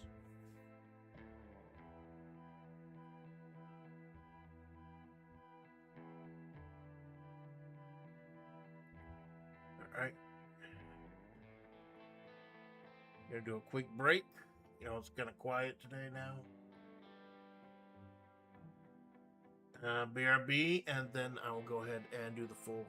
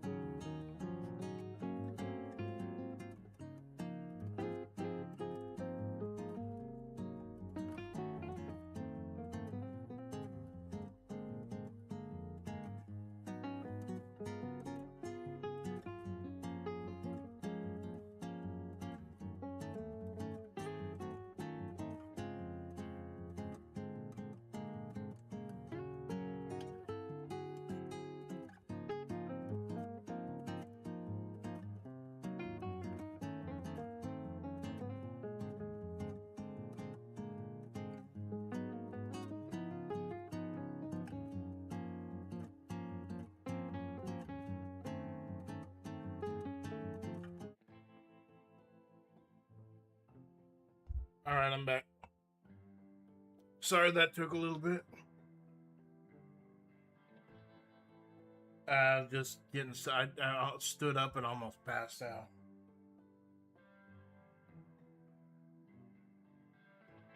I didn't realize that, like, I hadn't eaten anything since, like, 4 a.m. this morning. Grabbed a chicken. Grabbed a couple slabs of chicken. Chicken comes in slabs now. Did you know that shit? You do now. You can buy chicken in slabs now. So here we go. I think it's been a while since a writing stream went the full 6 hours.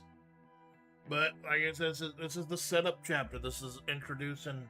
This is an auspicious introduction to the life in Mahavre. Before things get fucked up progressively further and further in the future chapters. We need to set the table. There we go. Opening arguments. Desert Salt LLC had assured Amanda time and again that they weren't spying on her via the webcam built into the work-from-home laptop they loaned her months ago. Amanda, trusting as she was, took them at their word and started working from home topless, in a futile attempt to beat the crippling desert heat, which seemed to be worse this year than ever. The 6'6" pale androgynous roadkill of a girl failure wheeled back in her office chair, allowing her silver hair to cascade around her back as the screen of her work console went dark. Her thoughts immediately went to the monstrous mattress that separated her two lives, and how she'd have to navigate that peaceful plane in order to get back to the life she preferred living, leaving the life of a pale, sick wager behind for one night longer. Amanda's bony legs vaulted her off the chair, laying squarely in the middle of the massive bed the Motel California had haphazardly placed there all those years ago. Temptation was there. Temptation to just lie there and finally get 8 goddamn consecutive hours of sleep. And as her jaundiced yellow eyes closed, the pull, the actual ethereal pull, tugged at her again. The various disparate parts that made up the roadkill stew. The souls and ambitions of the things that had died on Route 22 over hundreds of years had all glommed onto her soul when she evaded death that night, like spiritual fondue over a chunk of eagle meat. She didn't just kiss the void that night, she bathed in it, and that hard shell was starting to crumble. She could feel what she assumed were the various ethereal chunks of her, slowly tearing away, slowly descending, being pulled back into that void. Whatever layer of Mahavre still laid there after all this time. Under the sewage and water system, under the once sacred tunnels that carried the water of the gods to this once holy place, and deeper still to a bedrock of... She didn't know what to call them. She just knew that they wanted her back. They were pulling harder and harder every night. Amanda was living on borrowed time. Time she signed up for when, after hauling the top half of her now human corpse across the desert, entrails straggling behind her, she ended up at the cave of the creature the gods once called Ma'i, that humanity had come to know as many other names as the ages suited her. Amanda had come to know the Coyote god, well, emissary to the gods, but come on, as Sandrumi, porcelain masked maiden of mystery had become her protector and master, for Amanda in her own little way reminded her of just what humanity was. How we could feel pain as well as pleasure, she thought, through countless iterations. Ma'i had taken various forms over her time with humanity, alternately trying to guide them through greater states of evolution and showing them a good time. But out there in the cold desert night, surrounded by coyotes and not the lost souls of those on the edge of town, she was Ma'i again. Trading her featureless porcelain mask for a wooden coyote half mask that was a gift from a god too old to have a name. As a coyote emissary, Ma'i had become fascinated with the concept of masks. Those small slaps that people adorn their faces with to take them away to another place in time. Time again, she'd rediscovered the masks that people used to simultaneously hide themselves and project themselves. All of her old forms had masks of one sort or another, down to Julia Impastori's red shutter shades. But tonight the mask was a conduit, and the god was alone as she was, surrounded by her pack as she stared, wearing nothing but a mask and a loincloth, into the flames. Ma'i was sick. Mahavre was sick. And Mahavre was her charge, but the infection was deeper than that. Something made the bellwether itself sick, and infected Ma'i directly. She was losing it. And if she was lost, all of Mahavre was lost. So she played the role, and since she had time immemorial in these lands, except these days she was trying to convince herself as well. The flames held no guidance. The gods still held their distance. With the wave of her hand, Ma'i snuffed the flames, and the coyote's thrall ended, the pack disappearing into the darkness. Ma'i returned to the sanctity of her cave, laying on the beaten red leather couch she'd gotten a lifetime or two ago, and tossed the old wooden mask aside, not completely happy with the gods that gifted it to her at the moment. Only alone did she expose her true face to the world, that of an old matriarch. Weathered and weary, with lines and wrinkles from an eternity of worry over her back, but with a stern look and steely red eyes. A woman who had seen some shit and was going to continue to see some shit, so that others didn't have to. Ma'i reached for her phone, half expecting to feel a large chunk of plastic with a covered antenna, and not a small, smooth, skipping stone-like rectangle. As if she were Julia Impastori again, calling up that girl in the orange creamsicle suit for a private consultation. This pulled her back to the current age, remembering that her current persona was Sand Ruby, although she thought maybe Sandy's not long for this world either. As she idly called Amanda, not sure what she was going to say, but needing her to feel something, to hear someone, after a long night of reaching out and getting nothing in return. Sandine's custom ringtones would arouse Amanda from sleep and jolted her back into this age, drew the disparate souls back to the chunk of eagle meat they'd congealed on. Amanda opened her eyes, checking the time, simultaneously cursing herself for falling asleep before a stream and praising her luck for having only been out for a few minutes. Amanda reached out, not for her phone, but for the one office chair she'd had room for in the small motel room that had been her home for a good decade and a half.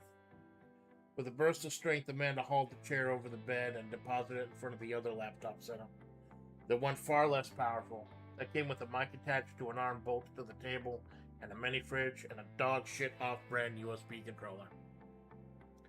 Amanda set the phone to speaker as she forced herself out of bed, taking a seat in front of the computer she'd prefer not to leave, the one for work still looming behind her.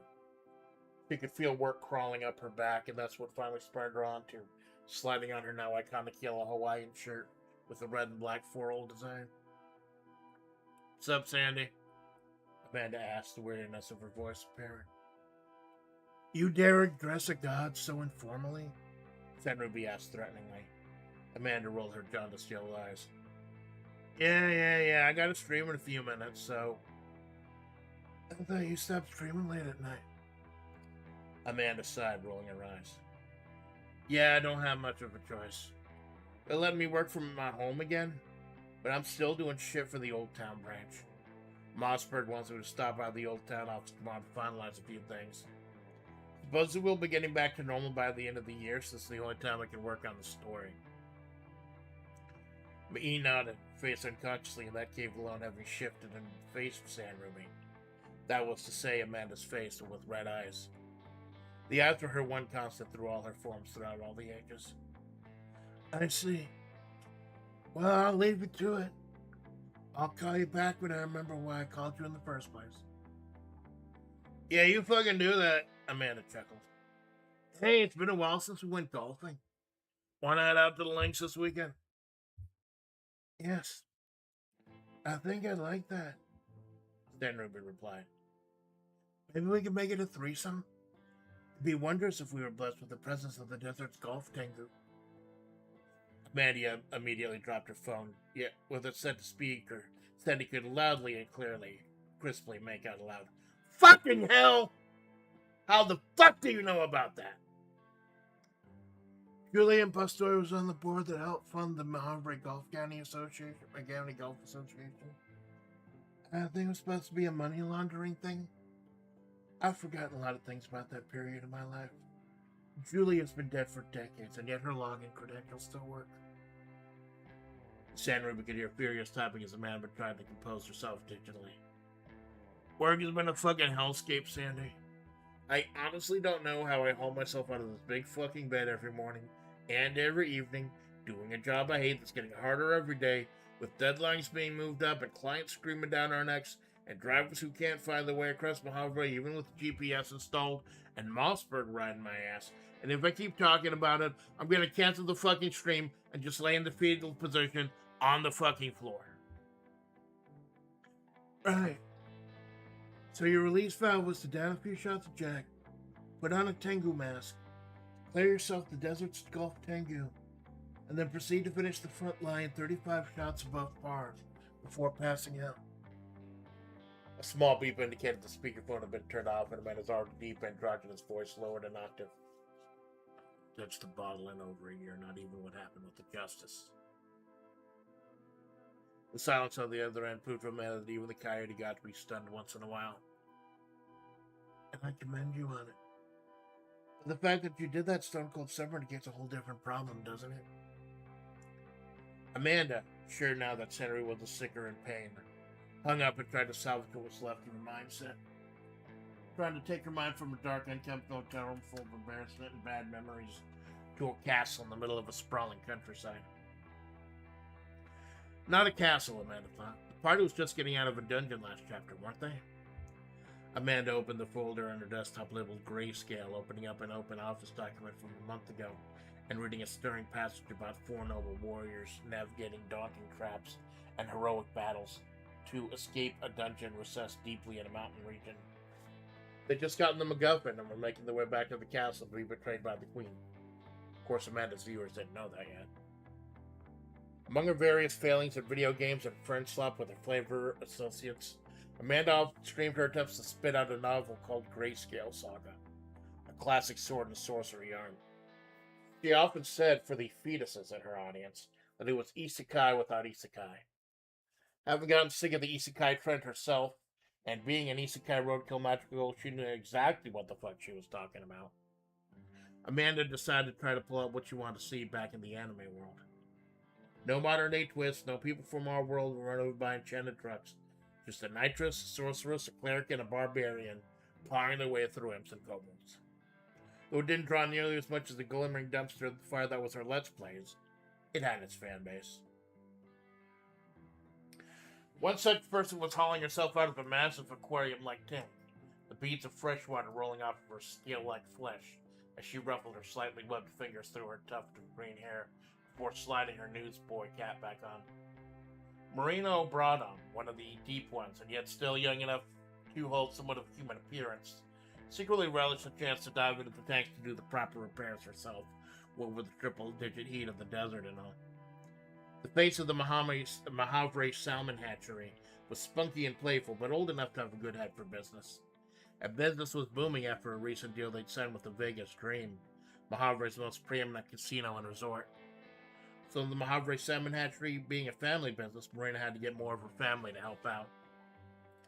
So the morning found the guild girls staring down at a few of her older uncles, though thoroughly disturbing creatures, half fish, half man, with distended eyes and massive sloped foreheads, and little to no hair and mouths that gaped open, completing what scientists and mad sea captains dubbed that Innsmouth look. With these being the true faces of the deep ones, it was no coincidence that Marina was chosen to be the face of the company. Marina belched out some instructions in a series of broken gurgles. She was never really good with her mother tongue. Before toweling off and leaving her uncles to their own devices, watching the endless tanks of salmon and glass enclosures deep in the desert. She made her way to the break room, giving a fist bump to a statue of Dagon as she opened up YouTube on her phone. Right on time, Marina thought as she opened up Amanda's creative writing stream, being met with some copyright-free lute and flute music, and Amanda grumbling about work. Marina didn't limp into chat with the usual hello or good evening. Instead, she typed in the Unicode emoji for Japanese goblin and golf hole, and a Tengu mask and putting green appeared in chat. She was promptly timed out for 5 minutes, which is about as long as it took her to stop laughing. Several hexes away, its Mojave was a series of hexagonal pieces of land that shuffled and changed position regularly due to the taint of the Eldritch Sands from wars long ago. the infestation of this land worsening even to this day. On the other end of the salmon-related business deal sat a towering, voluptuous figure who was as cold as she was hot. Dual Greens, the 6'7", top-heavy modern-day Amazon who ran the Vegas Strip Casino and Resort, didn't have a lot of time to sit and lounge around in an office. So instead, she cordoned off a corner of the VIP lounge and just doom-scrolled and ran the numbers whenever she found the time. The busty bunny girl goddess clad in green sipped a virgin appletini. For the various cocktails and shots that flowed like water from this place, Greens was a teetotaler herself. Impaired judgment was for her clientele, not her. As she browsed among the various trinkets and baubles paid for in clout that lined the VIP lounge's walls.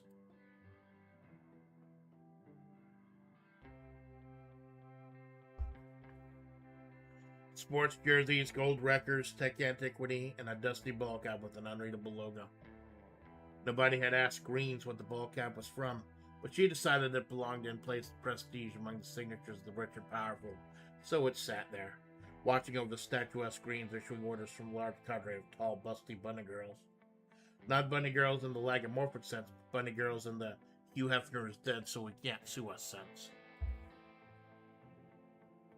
As Green's army was given their marching orders, one particularly tall, dark-skinned bunny girl vaulted over the bar, holding a shot glass filled with brown and red liquid and a lime wedge impaled on the rim, and presenting it to Greens, who glanced down it for a few seconds before shooting an inquisitive look back at the bartender.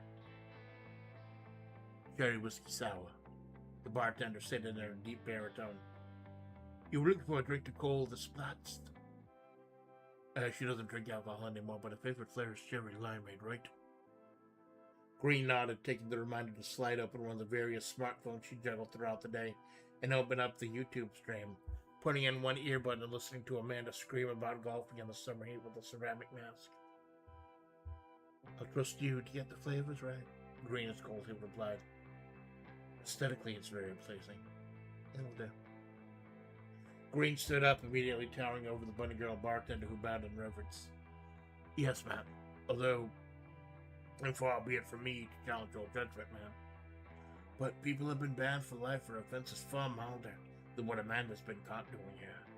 Even after we told her to stop bringing the gun. Is this leniency a sign of mercy, or pity for what those fractals have done to her? Green sighed, on the verge of firing this one for daring to question her. Her eyes glanced over the VIP shelf behind the bartender, focusing on that dusty, worn ball cap.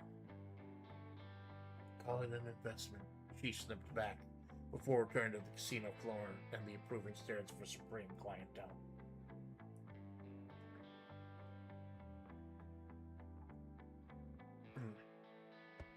From one seat of power to another, as the most powerful and richest business owner in Mahavri returned to her rounds, the quote-unquote real power in the county congregated in the mayor's office, an offshoot of the old courthouse where J. Mosford Malgraves used to be district attorney and the justice used to be sheriff. For the few that followed the political intrigue that barely permeated into everyday life in Mahavri, the military pulling out of the county and Mahavri once again becoming an autonomous region of the United States, this was the shaking news. People had gotten used to Mayor Okazari Saito Kaicho's long-winded, fiery speeches and rhetoric because she didn't actually have the power to do anything. But the 20-something Waseda University graduate was left behind at the military's massive pullout, suddenly found herself in the middle of a power vacuum. The former student council president for all 3 years of high school voted in nearly unanimously, except for that one snooty girl with the glasses that never really liked her anyways. She transferred to another school later that year, so she doesn't really count, so technically the vote was unanimous. Filled the empty positions in her cabinet with her former student council members, and found herself sinking even further into a comfortable position. Mayor OS, as the people called her, ruled with an iron fist, which was easy enough to do when you ended up swinging at thin air. But that fist was beginning to carry some serious heft, and that led to some soul-searching on the part of a young graduate. Soul-searching, of course, best done with a group of friends, now officially called her cabinet, and stacks of fresh sushi, hand-delivered from Mahavri's only salmon hatchery. The defense of this great nation, Mayor OS barked out in a tone that was both forceful and absolutely kawaii. through mouthfuls of shrimp tempura and omelet rice. It's what comes to mind. These things on the outer perimeter are getting bolder. One life lost to them is still one life too many. The people of Mojave are my number one priority. So how many of them do you think would survive if I called in an orbital strike? Like, right now. Drop a big old tungsten rod right in the middle of that weird, creepy cave that always happens in the center of the map every time the hexes were shuffled. Unlike the cabinets of most dictators, her old friends weren't afraid to speak their minds or offer differing opinions. Yes, Mayor OS usually did what she wanted anyways, but still. Gonna be awfully hard to drop a tungsten senpai off of a weather balloon. We don't have access to military hardware anymore anyway, remember? Yeah, I'm working on that, Mayor OS barked back. I put a call on my ex-girlfriend. You remember, we kissed underneath that cherry blossom tree that all the kids confessed their love with at the end of the senior years? That faded tree? You know the one. I forget her name at the moment it'll come to me. Until you're back from her, can we do just what they did last time? It's possible, another cabinet member piped up. Decades ago, the Red Desert Army crafted weapons designed to fight the Eldritch Rot, and the overwhelming power of the American military helped drive back the rest. Both the figures responsible, General Beauregard Bun Hassenpfeffer and Agent Juliet Ramiro, have since left Mojave. Maybe they sensed the storm brewing? Mayor OS stood up, overturning her plate of oma rice in the process. Standing clad in a red sailor fuku/dictator's robes, something M. Bison would wear if he had to run out of Shadaloo with a piece of toast hanging out of his mouth. I refuse to believe that. These are the great heroes of this land. Scour the countryside. Put our best agents into it. I want to know their secrets.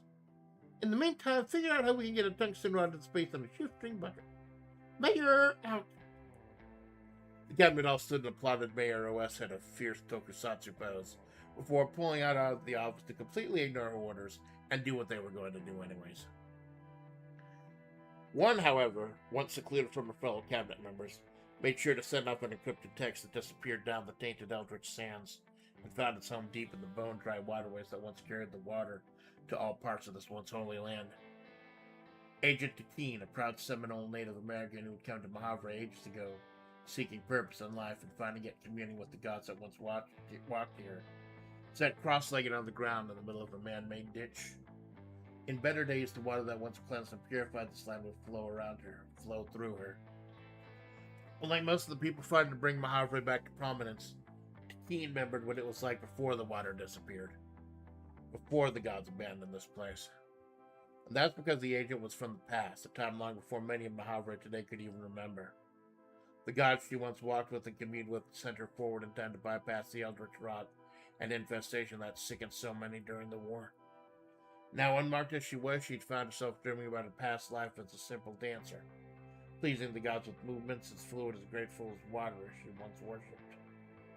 Now she'd had to harden herself, freeze that water into jagged shards of ice, as those dances became lethal chops and kicks that ended lives instead of enriching them.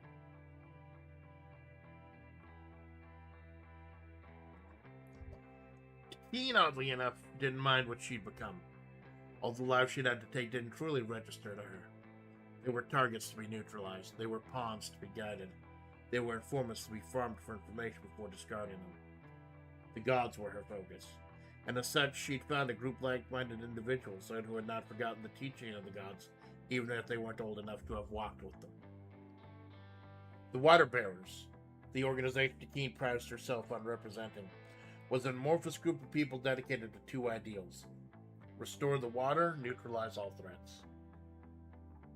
Takeen was the figurehead, yes, but those ideals permeated all corners of Mojave society. A student council member here, a bunny girl there, a deep one here, a golf club board member there, and soon intel flowed like water. And Takeen was their instrument, their dancer.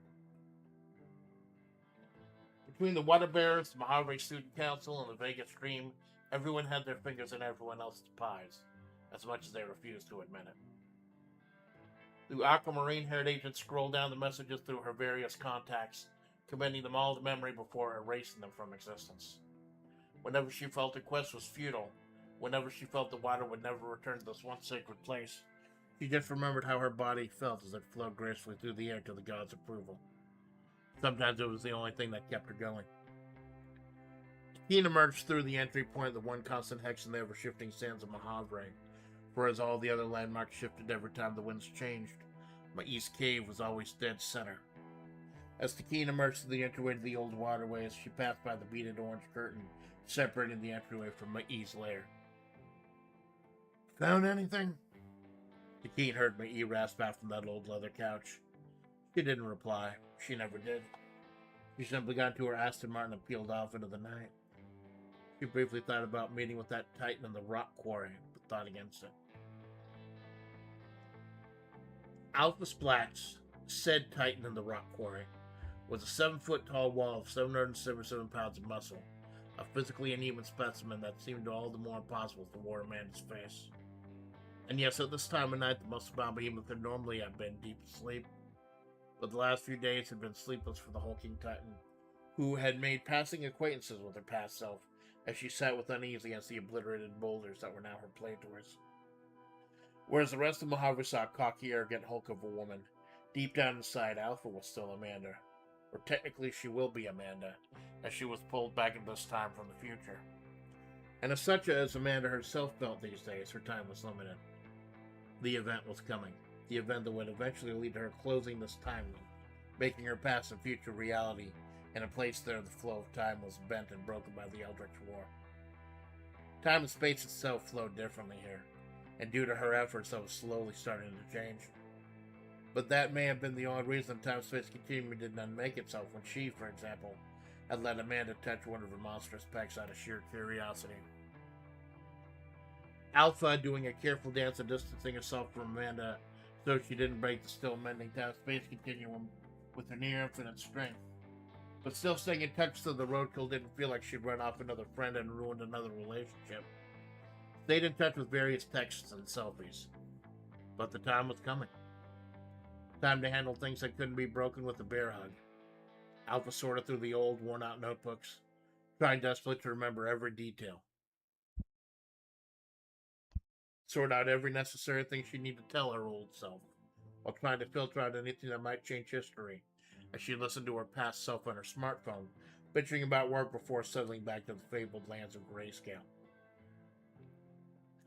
At the moment Amanda mentioned having to postpone tomorrow's stream due to a meeting in Old Town, Alpha's heart plummeted.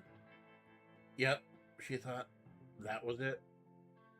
Stay strong, Amanda, she whispered to her past self. I've done all I can. Desert Solid LLC had assured Amanda they weren't spying on her through the camera built into her work laptop, but Desert Solid LLC had lied to her countless times before. And like the scalded dog she was, she always scampered back to her master. So deep in the offices of Tri-State Area's most powerful salt vendor, former attorney Jay Mossberg Malgraves took another long drag of their cigarette, watching a topless Amanda scream, struggle, and cry through another workday. Made careful notes of where she suffered the most and tried to figure out how to replicate them further, later. Fired off a couple of emails to Amanda's supervisors suggesting they tighten the noose a bit further. For the good of the company, of course, always for the good of the company. Mossberg, chewing down on a steak made of the kind of meat you can't find in stores, kept a close eye on Amanda, the woman who was now Mai's current charge. Held the position they once held at the emissary's right hand. Took their jewels away from them. They were sure Mai hadn't sensed the rot, the eldritch taint. Which Mossberg calmly called the mark. Even after Mai herself was fully infected and stricken, they still smashed clams, as they put it, semi-regularly. So it had to be something else. It had to be something about this new charge, this frail, rotting corpse of a woman, the one who'd stole their jewels away from them. Problem with the justice, among the fact that she kept feeding corpses to the eldritch mass surrounding the town, giving it a taste for flesh for the first time since the war, was that in her attempts to kill Amanda, she simply saw as another nuisance, someone forcing her to do her job. A body to desecrate a church with. Mossberg's disgust with Amanda ran far deeper. Deeper than the sewers, deeper than the holy tunnels that once nourished this land with water. Deep as the morass of souls far beneath the county's lower periphery. The one who'd ruined all their plans and stolen their jewels merely by existing. For jewels, it wasn't going to be enough to kill Amanda and send that disparate morass of souls back where it came from. For the former district attorney of Mojave County, the only true justice would be making Amanda do the deed herself. And that trial will begin tomorrow, bright and early, where Mossberg did all their best work. The old courthouse. There you go. Almost 6 hours on the dot. I started 2 minutes late, and it's 1:02. Like 6 hours on the dot. Nice. So there you go. We have officially set the table for the rest of the year. You got the cast there. Amanda, Ma'i, the Desert's Golf Tengu, Marina O'Bradon, Dual Greens, Mayor OS, Takeen, Alpha, and Mossberg. The parts of this play.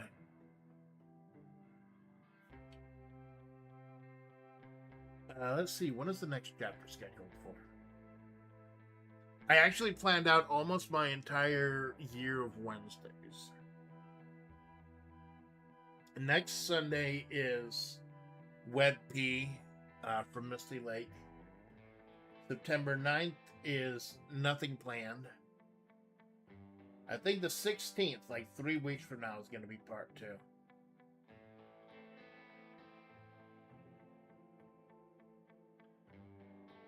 Because the October 21st is going to be part... I won't go too far just in case plans change. But yeah. It's not just another night in the desert anymore. Jenks, thank you for stopping by. Clank, thank you for stopping by.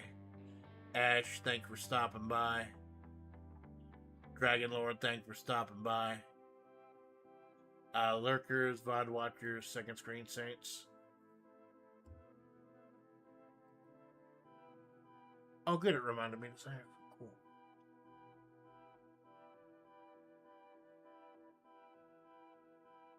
Lurkers, VOD Watchers, Second Screen Saints. Probably not gonna stream tonight. Like I said, I initially wanted, like, for like the rest of the year at least, when I do creative writing, I'm not gonna do an afternoon stream. This is why. This is why, so I don't worry about going 6 hours. Though I feel like I'm gonna fucking die. We set the table for the rest of the year, though, and that's the important thing. So, Lurkers, VOD Watchers, Second Screen Saints. I am your faithful Amanda Splatts. And this is the Amanda Splatts Project. Y'all have a good day.